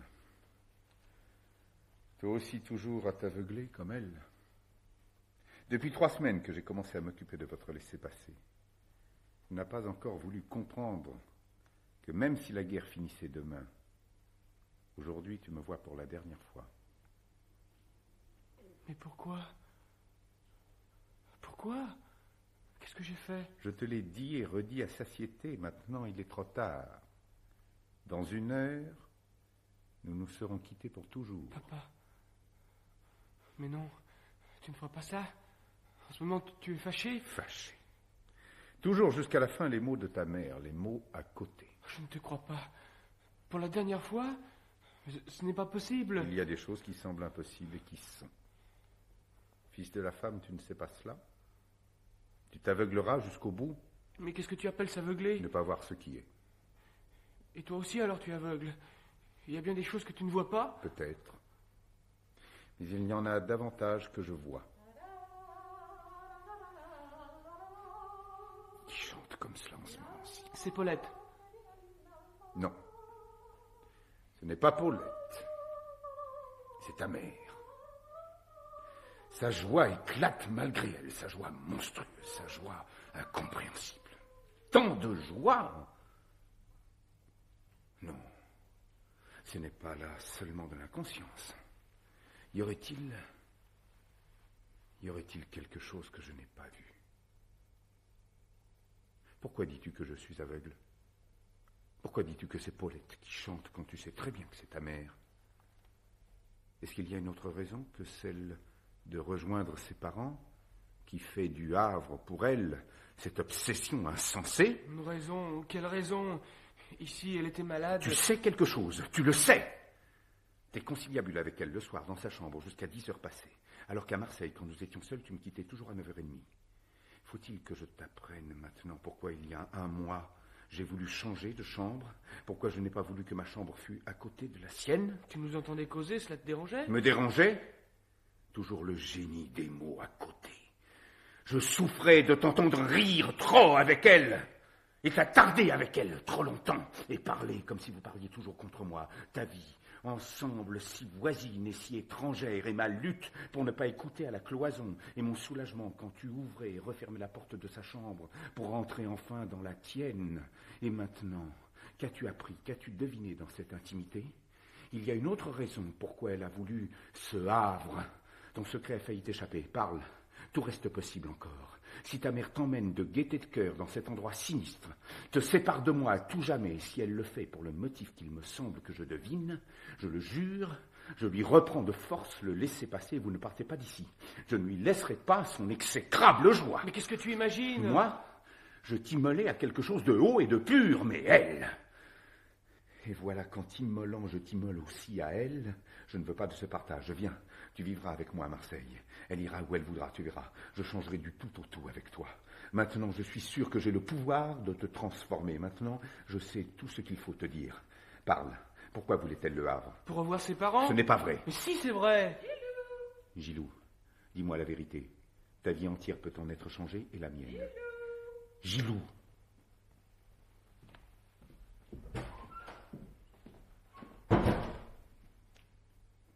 Il a choisi. Encore une fois.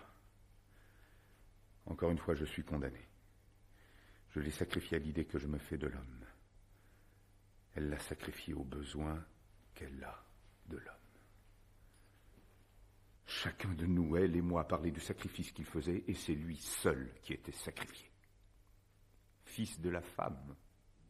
Non. fils de personne. Fils de personne. Comme les autres.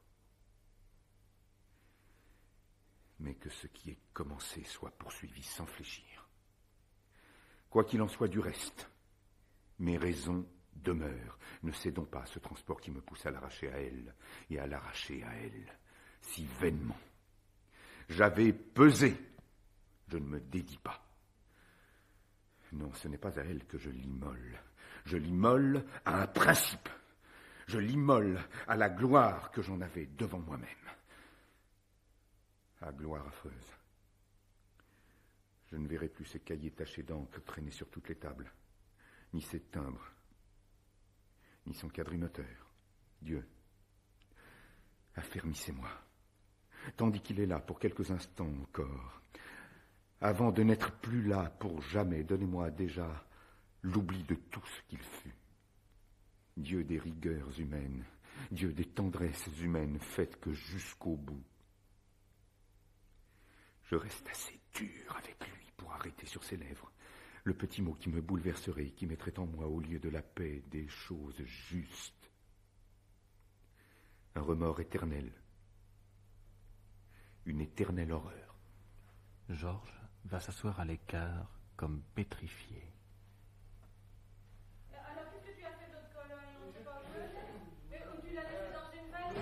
Oh, cet enfant ne fait attention à rien. Il a enfermé l'autre colonne. Mais tu la prendras dans le train. Mais le compartiment va peut-être être encombré. C'est tout un aria d'ouvrir une valise dans un compartiment bondé. Puis j'aime pas que les voisins regardent dans mes affaires. Oh, mais moi je ne sais pas dans quelle valise je l'ai mise, moi. Je ne vais pas déballer 3 valises pour chercher ton autre Cologne. Ça, je suis sûre que je vais être malade. Dans le train, c'est comme si c'était fait. J'ai besoin d'avoir mon autre Cologne dès maintenant. Oh, ce que tu peux être. Quoi, qu'est-ce qu'il y a? Oh, bah voilà, ça y est, Oh. ça y est. Ah, bah voilà, tu as Oh, cassé alors, la courroie. Ça devait arriver depuis le réveil. Je me disais, il va casser quelque chose. Mais toi aussi tu casses des choses, mais tu ne te grondes pas. Oh, mon Dieu, qu'allons-nous faire? Écoute, va chercher de la ficelle. Bah, où ça, la ficelle? J'en ai marre à la fin. C'est bien simple, moi, je ne pars pas. Aller au Havre sous les bombes, tout ça est de ta faute. T'avais qu'à rester ici. Oh, Gilou, écoutez, Georges, vous pourriez bien l'aider, cet enfant, mais vous êtes là, sur votre chaise. Enfin, où êtes-vous? Je suis au-delà. On peut pas voyager avec Gilou, il s'énerve, il devient odieux. Paulette, cherchez dans tous les tiroirs. Il nous faut absolument un morceau de ficelle. La courroie d'une des valises a cédé. Avec ça, on va manquer le train. Il est moins 22. Comment, moins 22? Bah, le porteur devait être là depuis la nuit. Et Madame Spitari qui doit venir encore. Oh, celle-là, qu'est-ce qu'elle vient ficher ici, puisque l'inventaire est fait. Elle croit peut-être qu'on lui a cassé quelque chose depuis hier soir, dans sa sale baraque. Oh, ah, merci, Paulette. Tiens, Gilou. Arrange-la toi-même. Bah, c'est toi qui l'as cassé. Oui, mais à cause de ton autre Cologne. Tiens, là, voilà ton autre Cologne. Oh, écoute. Cette ficelle, en fin de corps, on nous l'est, hein. Des émigrants, des romanichels. Et ce voyant avec ça, c'est tout ce que tu devrais faire. Chercher un peu de cirage jaune et la passer sur la ficelle. Comme ça, elle se verrait moins.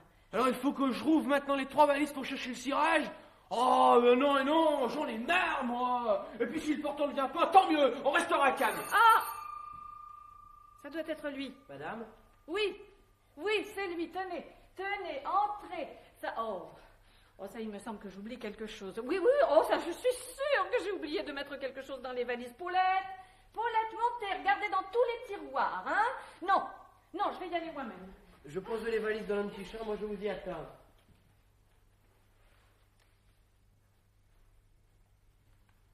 Elle est folle, maman. Moi j'en ai marre de vivre avec elle. Si j'avais su, je restais à Marseille avec toi. Su quoi? Elle est folle. Je pourrais encore rester si tu voulais. Je suis sûr qu'elle me laisserait bien, pourvu qu'elle parte. Trop tard. La source est tarie. Au moins, rejoins-nous vite. Tu n'as qu'à passer la ligne en fraude. Tu ne sais pas ce que tu dis. Alors, fais-moi revenir. Moi, je passerai en fraude. Tiens, si je mets ma signature en haut de la carte, en haut, tu comprendras bien. Ça voudra dire, fais-moi revenir. Trop tard. Pourquoi est-ce qu'on quitte Cannes? Je suis sûr qu'un jour, je me dirai, à Cannes, comme j'étais heureux. Tu dis quand les valises sont faites tout ce qu'il fallait dire depuis 3 mois. Au Havre. Tout ça parce qu'il y a un type là-bas. Trop tard. Elle se faisait envoyer des cartes postes restantes. Il s'appelle Roger. Il lui écrivait, chère Mariette. Trop tard. Tu me feras revenir à Paquin. C'est promis? Je ne fais jamais de promesses. Si. Je veux revenir avec toi. Pauvre papa, je t'ai fait marronner. Mais maintenant, quand je reviendrai, tu verras, je serai sage. Mon petit et grand garçon. Embrasse-moi. Non. Sur le quai. Tout à l'heure. Laisse-moi.